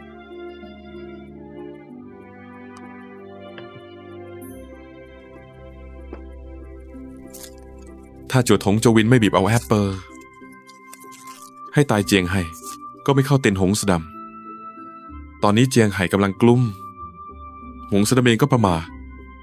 ปมในใจทั้งคู่จะคลายได้ไหม ความรู้สึกที่ยุ่งเหยิง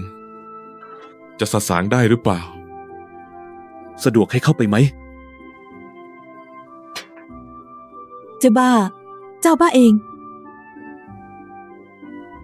เข้ามาสิ รายงานรักษาการสนาธิการเจียง รักษาการสนาธิการอะไรกัน นักบิน 8001 กำลังเก็บของ เชิญสั่งการ รองผมพังมีธุระกลับบ้านกระทันหัน ฉันแค่มาแทนชั่วคราว หัวมิน ฉันมีธุระกับเธอหน่อย เจ งั้นฉันออกไปก่อนนะ ไม่เป็นไร อยู่ที่นี่แหละ ฉันมีธุระพอดี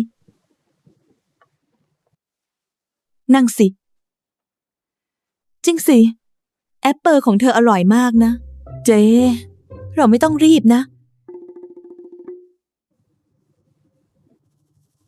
รีบอะไรล่ะ อย่ายุ่งเรื่องคนอื่น ขอบใจสำหรับแอปเปิลนะ ว่าแต่ฉันมาหาเธอเพราะเรื่องแอปเปิลนี่แหละ ของเธอนั่นแอปเปิลนั้นหวานกรอบจริงๆ ดูผิวฉันสิ ดีใช่ไหมล่ะ เมื่อวานฉันไม่ได้กินข้าวเลย กินแต่แอปเปิลกินหมดแล้ว หมดแล้วเหรอ เธอให้ทั้งที ฉันจะกินไม่หมดได้ไง ไม่ใช่ หงสำทำไมเธอกินเร็วนัก แอปเปิล1 ลัง วันเดียวกินหมดเกลี้ยง คงชนะเป็นอะไรได้ ถ้ายังไม่เห็นลูกๆละสิ ลายนั้นกินที ผลไม้ไม่ห่างปากเลย พอเธอไม่มีอะไรแล้ว ฉันกลับก่อนนะ เธอมาถามเรื่องแอปเปิลหมดหรือยังจริงๆสินะ นั่งลง ฉันต้องกลับ ฉันบอกให้นั่ง เธอทำอะไรเนี่ย เจียงให้ ไม่ใช่อยากว่านะ เธอหมายความว่าไง ตั้งแต่มา 403 เธอไม่เคยมาหอพักนักบินหญิงเลย ฉันจะมาทำไมล่ะ ให้ตายสิ ความหมายของฉันคือ ตอนนี้เธอเป็นสนาธิการก็ควรห่วงความเป็นอยู่พวกเราบ้างสิ วันนี้อุตส่าห์มาทั้งที ไม่ถามสารทุกสุขดิบฉันเลย พอรู้ว่าแอปเปิลหมด ก็หันหลังกลับเลย หมายความว่าไง ต่อให้เราไม่ใช่แฟนกัน ก็ยังเป็นเพื่อนร่วมรบนะ ฉันสู้แอปเปิลไม่กี่ลูกไม่ได้เหรอ ฉันเปล่า แล้วหมายความว่าไง ฉันว่าเธอนะ เก่งนักใช่ไหม เป็นรักษาการสนาธิการและวิเศษนักเหรอ กลัวคนไม่รู้ว่าเธอมาแทน ตำแหน่งรองผบผาง เข้าเป็นระดับบริหารกองพลแล้ว ใช่ไหม ฉันไม่ได้หมายความอย่างนั้นจริง แล้วหมายความว่าไง ๆ ฉันมาเพราะเรื่องแอปเปิลจริง ๆ เธอบอกว่ากินหมดแล้ว ฉันจะอยู่ต่อทำไมล่ะ คิดว่าฉันชอบฟังเธอบ่นเหรอ ยิ่งพูดยิ่งน่าขำ เธอให้แอปเปิลฉัน ไม่กินจะให้ทำอะไร แล้วฝากหลิวเสี่ยวปินมาบอกทำไม ว่าที่นี่แห้งแล้ง จินผลไม้เยอะๆดีต่อผิว ใครใช้ให้เขาบอก ฉันไม่ได้ฝากบอก เรื่องมันเป็นอย่างนี้ จั่วทงจวินถามว่า ฉันเก็บแอปเปิลไว้ให้เขาไหม ตอนนั้นฉันอยากเอาใจเขา เลยโม้ไปว่าเก็บไว้ ที่ไหนได้เขาดันเชื่อจริง ตามทวงฉันยิกๆทุกวัน ก็แอปเปิลไม่จบไม่สิ้น ทาน 403 กันดานขนาดนี้ ฉันจะไปหาแอปเปิลให้เขาจากไหน ไอคิวอย่างเธอเนี่ยนะ ขุดหลุมฝังตัวเองชัด นั่นน่ะสิ แล้วทีนี้หลิวเสี่ยวปินบอกฉัน ว่าเธอมี ฉันเลยจะมาขอยืมสัก2 ลูก ๆ แค่เรื่องนี้แหละ ฉันก็เก็บไว้2 ลูกนะ มีจริงดิ นี่ ก็ได้ งั้นให้เธอยืมแล้วกัน ขอบใจ เหลือแค่ผลคู่รักคู่นี้แล้ว เอาไปเธอ ขอบใจนะ ช่วยชีวิตฉันไว้เลย เดี๋ยว นี่มันผลคู่รัก ไม่ใช่แอปเปิลเหรอ ช่างเถอะหน้า เอาไปเถอะ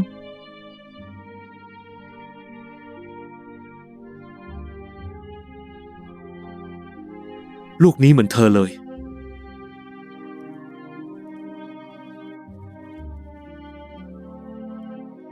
ลูกใหญ่นี่เหมือน จะเป็นใครได้อีกล่ะ หมงเซิงไง จริงๆ2 ลูกนี้ฉันเก็บไว้ ก็จะเอาไปให้หงเซิงดูตอนกลับไป เป็นของที่ระลึกจากการซ้อมรบ แถมยัง เป็นของที่สนาธิการเจียงให้ฉัน กองพลจู่โจมทางอากาศ แต่ว่าตอนนี้มันมีประโยชน์กับเธอ เธอก็เอาไปเถอะ ยังไงแอปเปิลก็มีทั่วไป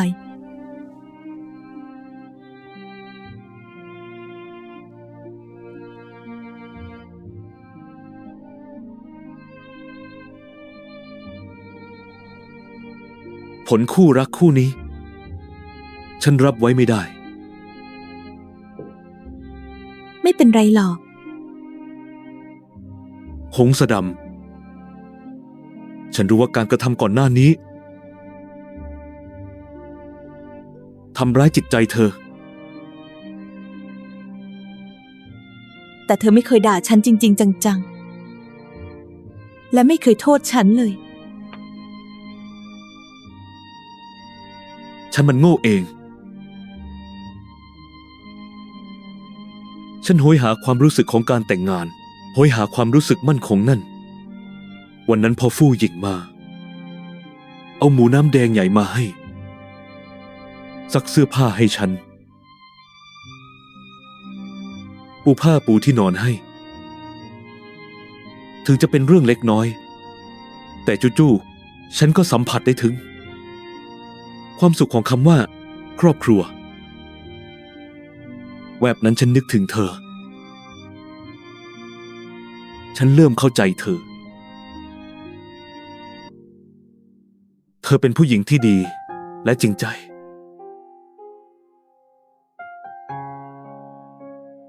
ฉันเองที่ไม่รู้จักความรัก ฉันหาโอกาสมาตลอด ที่จะบอกเธอว่า ขอโทษนะ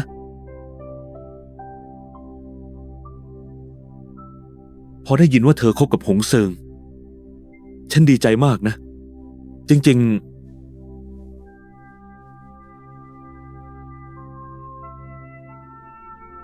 เธอหลุดพ้นแล้วใช่ไหม ไม่เราต่างก็หลุดพ้นแล้ว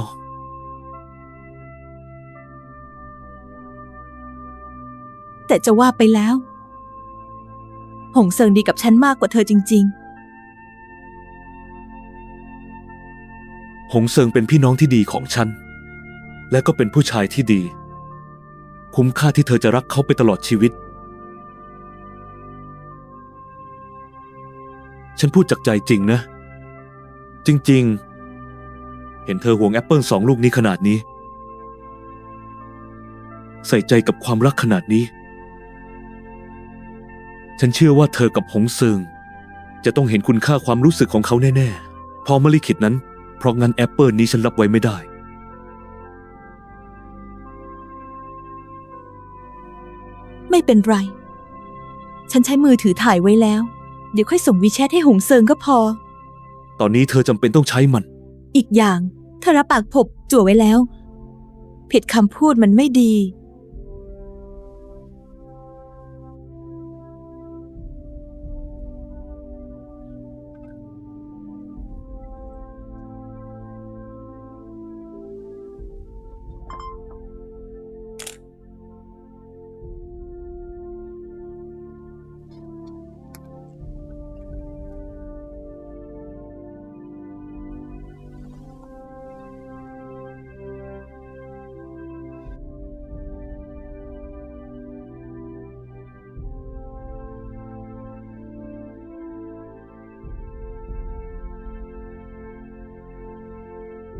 ผลไม้คู่รักนี้ต้องให้หงเซิงเห็นให้ได้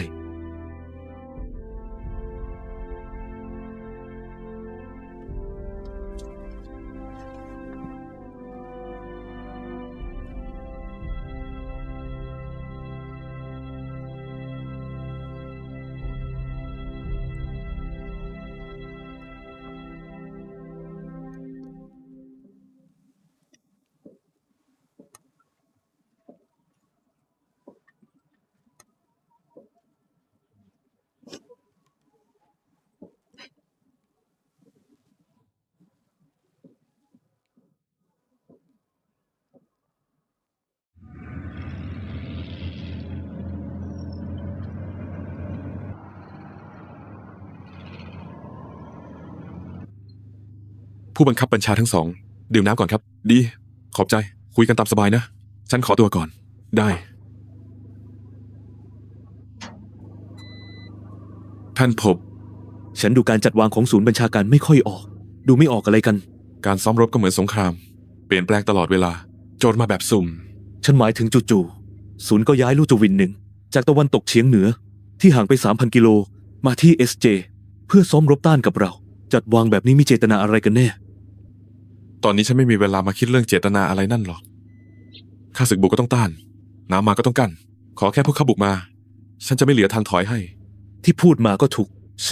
เป็นฐานฝึกประจำปีของเรา เราได้เปรียบทั้งเวลา สถานที่และกำลังคน พวกเขาเคลื่อนโผล่มาไกล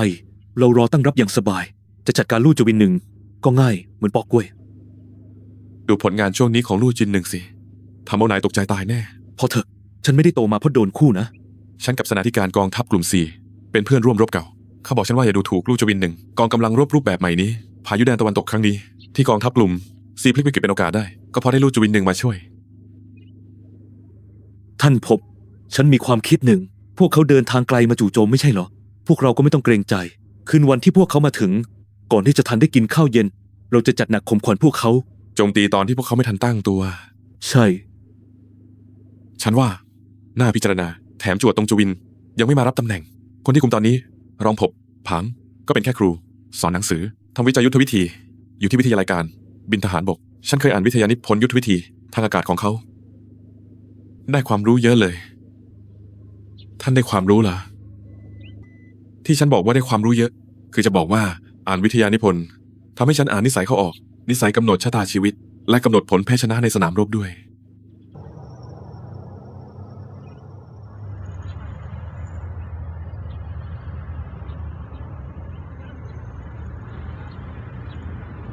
ท่านพบ ท่านพูดถึงทฤษฎีวรรณกรรมหรือเปล่า สงครามก็คือศิลปะ อดีตและปัจจุบันทั่วโลก ทหารเป็นแหล่งกำเนิดวรรณกรรมเสมอ นิสัยนักการทหารถูกบันทึกเป็นตัวอักษร ภาพลักษณ์คลาสสิกทางศิลปะ ลักษณะนิสัยของนักการทหารมักเป็นปัจจัยสำคัญที่ตัดสินผลแพ้ชนะในสนามรบ หานซิน เซียงวี่ โจโฉ จูกัดเหลียงจิงกีสขัน นโปเลียน เอริช ฟอน มันชไตน์มอนโกเมอรี สตาลิน เชอร์ชิล แพตัน จูคอฟ วูเชีย เหมาเจ๋อตง เพิงเต๋อหวย หลิวเปาเฉิง ไหนลองบอกสิว่า มีใครบ้างที่ไม่มีเอกลักษณ์เฉพาะตัว ท่านพบ ท่านศึกษานิสัยพวกเขามาหมดเลยเหรอ อันนี้ฉันไม่ได้โม้นะ อย่างเหมาเจ๋อตง เขาสูบบุหรี่วันละ2 ซอง เอาชนะคนที่ในมาสูบบุหรี่ไม่ดื่มเหล้าดื่มแค่น้ำเปล่า อย่างเจียงไคเชกได้ เชอร์ชิว ชอบสูบซิกา แม่ทัพสนามรบยุโรปสมัยสงครามโลกครั้งที่ 2 สตาลิน ไปไม่เคยห่างมือ บัญชา การกองทัพแดงโซเวียตยึดเบอร์ลิน ปากแม่กับเธอ ก็ข้าไปสั่งข้าวโพดนั่นตลอด บัญชาการศึกยกพลขึ้นบกที่อินชอน จนพลิกเกมในสงครามเกาหลี ก็เพราะบุคคล ระดับตำนานทางทหารเหล่านี้แหละ สร้างปาฏิหาริย์ครั้งแล้วครั้งเล่าท่ามกลางไฟสงครามและควันปืนที่โหดร้าย เปล่งประกายด้วยปัญญา และประกายแห่งจิตวิญญาณมนุษย์ ความหมายของท่านคือครั้งนี้ก็เป็นการวัดกันที่นิสัยละ และเป็นการเดิมพันด้วย IQ เราเป็นทหารไม่ใช่แฟนคลับทหาร แฟนคลับเห็นแค่อาวุธกับสเปรย์แต่เราต้องสนใจ ปัจจัยสำคัญที่ตัดสินแพ้ชนะของสงคราม คือบุคคลสำคัญที่เป็นหัวใจหลักในการบัญชาการรบ กองพลน้อยยานเกราะกับกองพลน้อยบินฐานบก ฝ่ายหนึ่งได้ ชื่อว่าเป็นราชาแห่งการรบภาคพื้นดิน อีกฝ่ายได้ชื่อว่าเป็นพญาอินทรีจู่โจม สุดท้ายใครจะเป็นเจ้าแห่ง SJ ยังบอกยากนะ บอกยากจริงๆ คุณวิเคราะห์นิสัยผางไว้แล้วไม่ใช่เหรอ แล้วเจียงไห่ล่ะเขารู้จักฉันดีทุกอย่าง เจียงไห่เป็นแค่ผู้พันกองพันจู่โจมที่ 1 ตัดสินใจแผนการรบของลู่จวินอีเฮาไม่ได้หรอก จริงๆคนที่ฉันดูไม่ออกที่สุด ก็คือผู้การจั่วถงเจวิน หมอนั่นฉายาแมวเท่า เจียงไห่บอกฉันจนป่านนี้ยังเดาใจอาจารย์เขาไม่ออกเลย จริงๆฉันดูเกมออกแล้ว เขาใช้วิธี เฉพาะตัวรับดาบเล่มหนึ่ง เขากำลังตีดาบ ดาบเล่มนั้นก็คือเจียงไห่ ไม่มั้ง2 คนนั้นเป็นไม้เบื่อไม้เมากันมาตลอดนะ คุณเข้าใจผิดแล้ว แมวเท่าเจ้าเล่ห์ก็ตรงนี้แหละ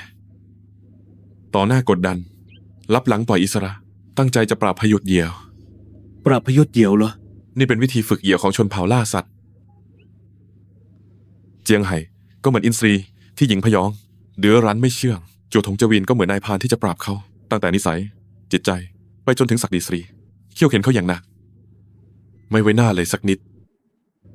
พอเจียงไห่ไม่เข้าใจก็จะเริ่มต่อต้าน แมวเท่านั้นวางแผนมาลึกซึ้งทั้งปราบพยศและปล่อยให้บิน เจียงไห่กับจัวถงเจวินก็เป็นแบบนี้ ความสัมพันธ์ที่ตัดกันไม่ขาด ผู้การตอนนี้โจถงโจวินยังไม่มารับตำแหน่งไม่ใช่เหรอ ฉันว่านี่แหละ คือเขากำลังปล่อยเหยี่ยว ปราบพยศก็เพื่อปล่อยบิน จัวถงจวินเป็นผู้การแต่ไม่มารับตำแหน่งสักที ก็เพราะอยากให้เจียงไห่มีพื้นที่ให้เขาบินได้อย่างอิสระ แต่เจ้าถงจวินกับกัวเซิ่งหยางไม่เคยปล่อยให้เจียงไห่บินสเปสปะตามใจ แต่ให้เขาเรียนรู้ท่ามกลางการปฏิรูปกองทัพปีกกล้าขาแข็งขึ้น ความคิดโตขึ้น เรื่องพวกนี้คุณดูออกหมดเลยเหรอ ตอนที่กัวเซิ่งหยางมาหาฉันบอกว่าจะส่งเจียงไห่มาฝึกฝนที่กองพลเราฉันก็เข้าใจเจตนาของเขาแล้ว กองพลบินฐานบกเรื่องการสร้างคนเนี่ย ทุ่มเทจริง สนา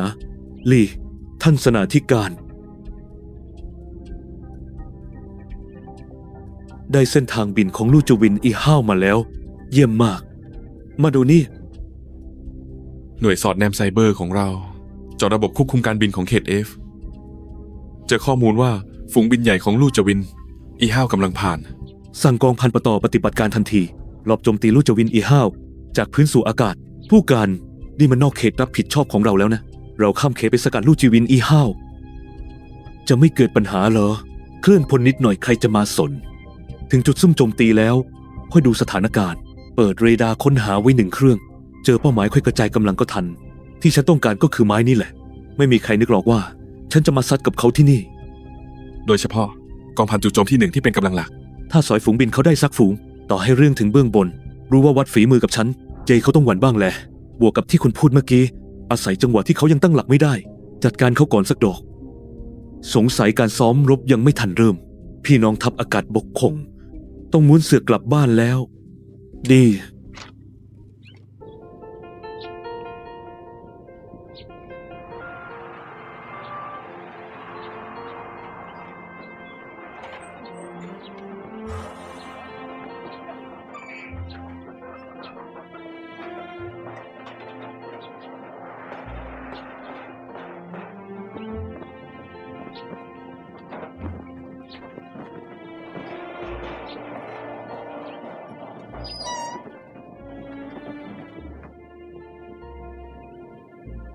ตรงหน้า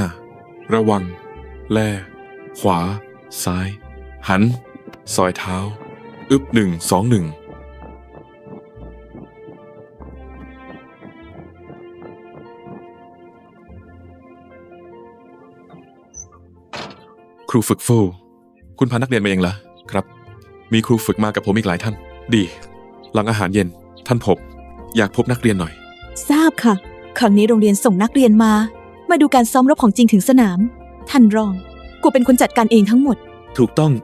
เจตนาของท่านก็คือ ให้นักเรียนนายร้อยสัมผัสบรรยากาศสงครามให้เร็วที่สุด เข้าใจว่าอะไรคือสนามรบ อะไรคือกลิ่นดินปืน อะไรคือการซ้อมรบ ฟังเสียงปืน เสียงระเบิดให้เยอะหน่อย สนามซ้อมรบ ก็เป็นห้องเรียนแบบหนึ่งนี่นะ ค่ายเก็บตัวของลู่จวินอีห้าวอยู่แถวนี้ไหม ไกลอยู่ ห่างไป50 กว่าโลเนี่ย อยู่ที่สนามบินภาคสนาม 403 นู่น ทำไมครับผู้จะไปเหรอ ผมอยากไปหาเจียงไห่หน่อย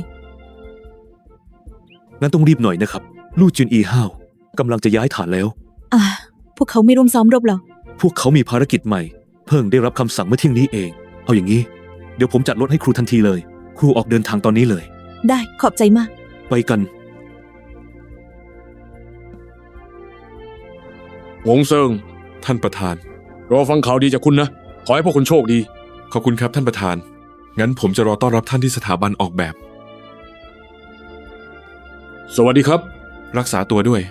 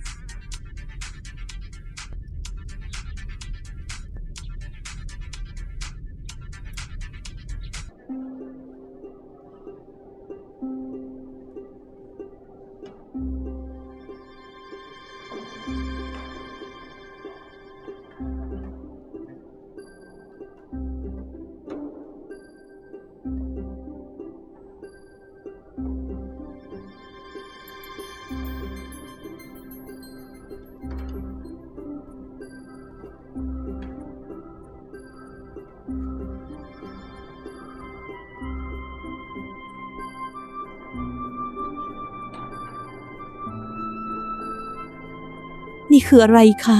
นี่เป็นรุ่นใหม่ของพวกเรา ห้องควบคุมโดนมุมมองบุคคลที่ 1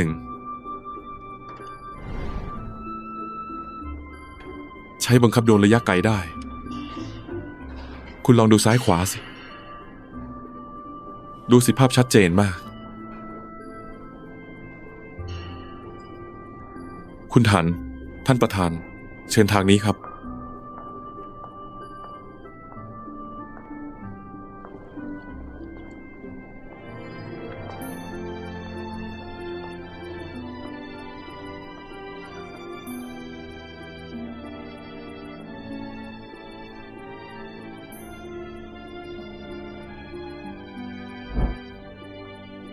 รุ่นจือเวย์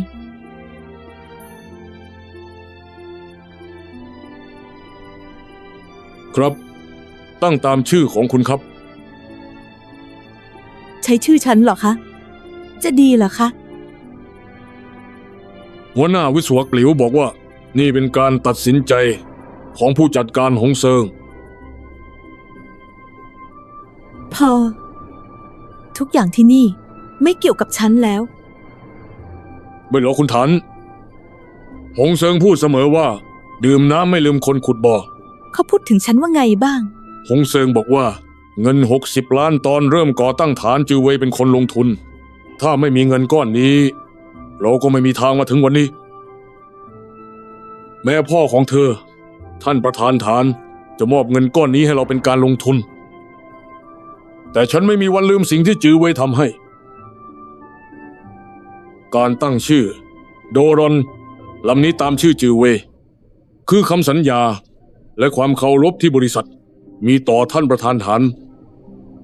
และความซาบซึ้งใจที่เขามีต่อคุณตลอดไป แล้วเขาอยู่ไหน เขาพาหน่วยบินออกไปแล้ว อีกครึ่งเดือนถึงจะกลับ รบกวนฝากบอกเขาด้วย ฉันอยากเจอเขามาก ฉันต้องขอบคุณเขา ได้ครับ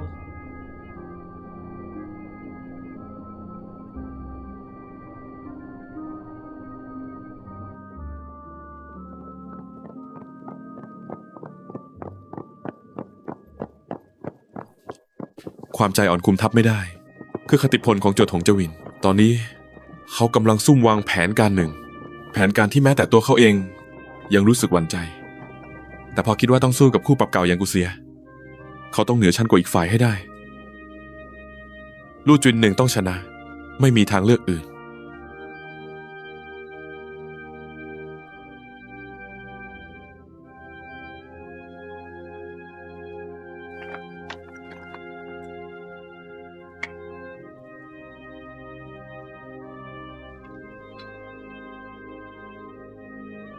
ผู้การทำไมผมดูท่าทางคุณเหมือนไม่อยากไปเลย ไม่งั้นผมไปเรียนท่านรองกลัว ขอยยกเลิกดูงานที่กองทัพกลุ่มเม ไปกับพวกเราเถอะ คิดไม่ถึงว่ารอบนี้จะเป็นคู่ปรับเก่า กองพลน้อยยานเกราะกองทัพกลุ่มดี หน่วยที่เจียงไฮ้ประจำการอยู่ และเป็นหน่วยที่ผมเคยปะทะด้วยมาแล้ว2 ครั้ง ผลัดกันแพ้ชนะอย่างละครั้ง คุณกังวลว่า ครั้งนี้จะไม่มั่นใจเหรอ ผู้การกูเสีย ทหารรถถังรุ่นเก่า ครั้งนี้ก็ซ้อมรบหน้าบ้านเขาอีก ปัจจัยที่เราเสียเปรียบมีเยอะเกินไป คุณรู้จักเขาดีไหม ไม่ค่อยเท่าไหร่ เทียบกับเจียงไฮ้ไม่ได้เลย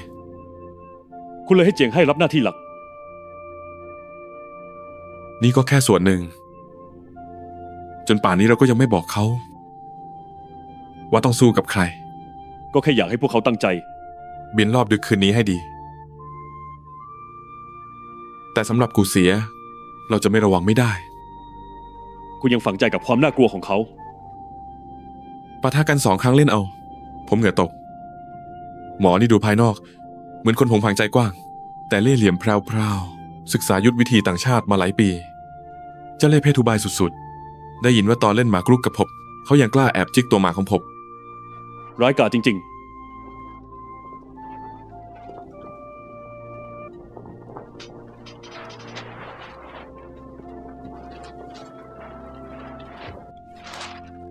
ปากกา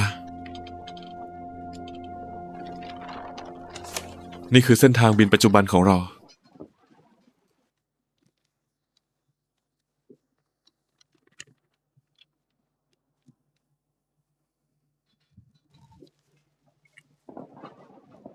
เปลี่ยนเส้นทางบิน เส้นทางนี้สำหรับลู่จวิน 1 เปรียบเสมือนยิงปืน นัดเดียวได้นก3 ตัว 1. หากกูเสียดักโจมตีผมกลางทาง การเปลี่ยนเส้นทาง อาจทำให้แผนรับมือของเขารวนได้ 2. ฝูงบินกลางคืนลัดล่อหุบเขา ถือเป็นบททดสอบใหม่สำหรับลู่จวินหนึ่ง เราจำเป็นต้องลองดูสักตั้ง 3. บุกทะลวงเข้าฐาน เอสเจจากที่ตะวันตกเฉียงใต้ แถมยังหลบการตรวจจับของเรดาร์ได้ กูเสียดาวทางเราไม่ออก เขาก็อาจจะปรับเปลี่ยนการวางกำลังที่มีอยู่ ขอแค่เขาขยับ เราก็จะรู้การวางกำลัง และแผนการรบของเขาได้อย่างทะลุปรุโปร่ง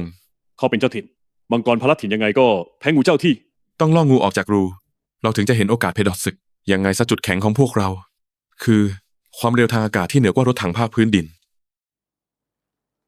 ขืนเขาเอาแต่ซุ่มเงียบ เราจะเป็นฝ่ายเสียเปรียบซะเอง จู่ๆก็เปลี่ยนเส้นทางบิน บินฉีกออกนอก เส้นทางเดิม ไร้การนำร่องจากภาคพื้นดิน แถมยังเป็นการบินกลางคืน มันจะอันตรายเกินไปไหม คุณแจ้งเรื่องนี้กับเจียงให้เขาเป็นคนตัดสินใจ ถ้าตกลงจะเปลี่ยนเส้นทาง ต้องแจ้งหอการบินล่วงหน้าครึ่งชั่วโมงก่อนหักเลี้ยว ครับ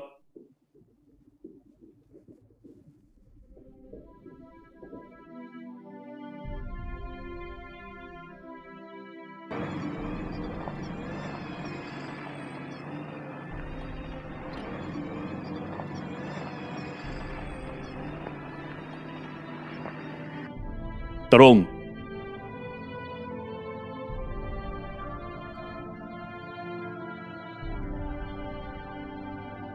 รายงานสหาย รักษาการสนาธิการ หน่วยรบซ้อมรบทัพบกหมายเลข 1 รวมพลเรียบร้อย เชิญสั่งการ พัก ทราบ พัก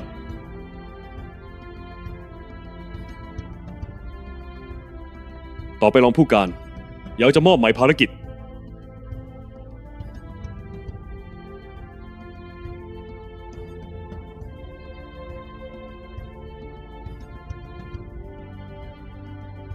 สหายทุกท่าน จะประกาศลำดับขบวนบินเคลื่อนย้าย ลำดับที่ 1 กองพันจู่โจม 1 ลำดับที่ 2 กองพันสนับสนุน ลำดับที่ 3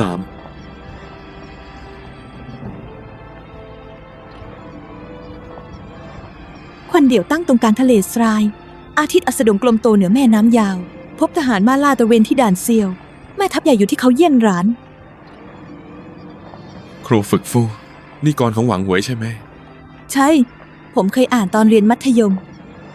แล้วก็ลืมไปเกือบหมด เมื่อกี้เห็นแสงยามเย็นสวยขนาดนี้ บทกลอนก็ผุดขึ้นมาเอง คุณคงอินกับบรรยากาศสินะ ถูกต้อง ดูเว้งว่างๆเปล่า แต่กลับให้ความรู้สึกยิ่งใหญ่ตะการตา ตั้งแต่อดีตจนปัจจุบัน มีแค่จิตวิญญาณทหารเท่านั้นที่จะเข้าใจความรู้สึกนี้ ครับ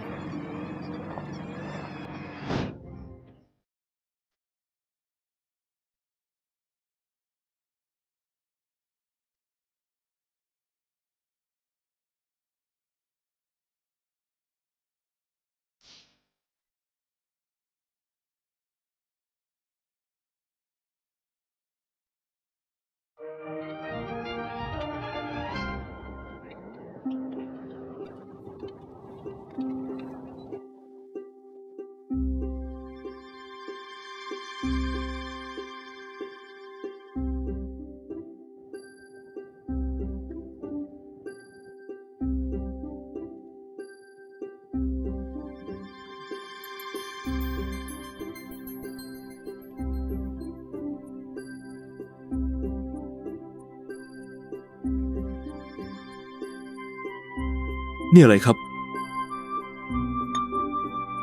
หมู3 ชั้นน้ำแดง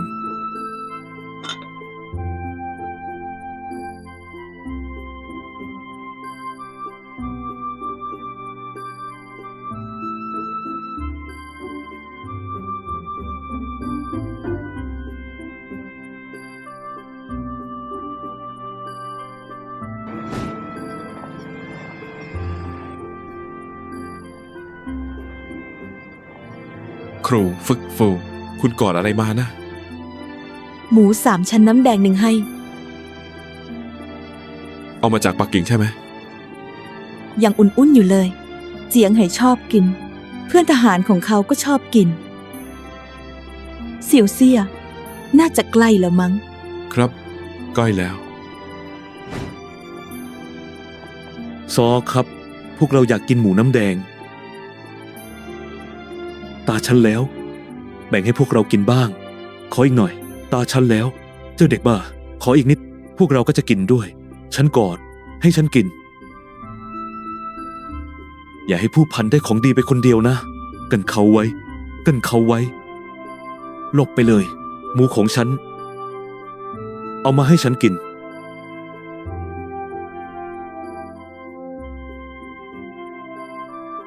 หอมไหม หอม ฉันยังไม่ได้กินเลย ฉันจะกินอีก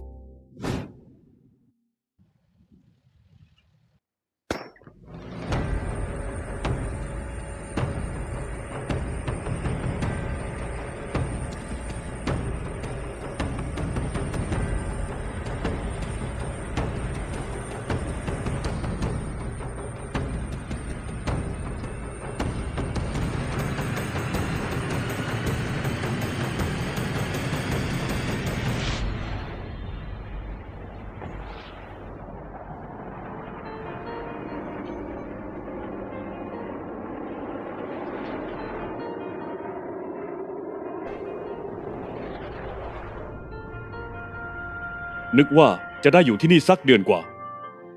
ไม่คิดว่าจะต้องไปเร็วขนาดนี้ รู้สึกใจหายเหมือนกันนะ สำหรับหน่วยจู่โจมเคลื่อนที่เร็วอย่างเรา นี่คงเป็นเรื่องปกติในชีวิตแหละ นั่นสิครับ เจียงให้ พวกเราก็ควรขึ้นได้แล้ว ได้ เดี๋ยวทีก่อน ก่อนผู้การจ้วจะไป นายแก้ไขเส้นทางการบิน ฝากให้ฉันเอามาให้นาย นายดูสิว่าไหวไหม ไม่ได้ บินตามเส้นทางเดิมเถอะ ตกลง เราจะบินเส้นทางใหม่ เปลี่ยนเส้นทางตอนนี้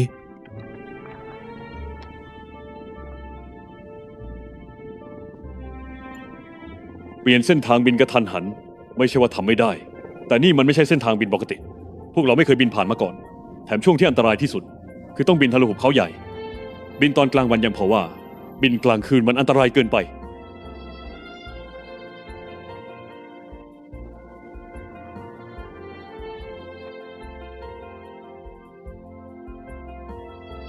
เราเม่าสมกับเป็นเราเม่าจริงๆ มีเหตุผล ผู้การกลัวคู่ต่อสู้จะดักซุ่มโจมตีบนเส้นทางเราสินะ ผู้กองจาง ครับ ตั้งแต่ตอนนี้ไป ต้องหาทางรวบรวมข่าวกองเส้นทางใหม่ให้ได้มากที่สุด โดยเฉพาะข้อมูลทั้งหมดของหุบเขาใหญ่ ต้องวิเคราะห์และรายงานทันที ทราบ ครั้งนี้เราซ้อมรบแข่งกับใคร ป่านนี้เรายังไม่ประกาศอีก ฉันไม่ได้เตรียมตัวมาเลยนะ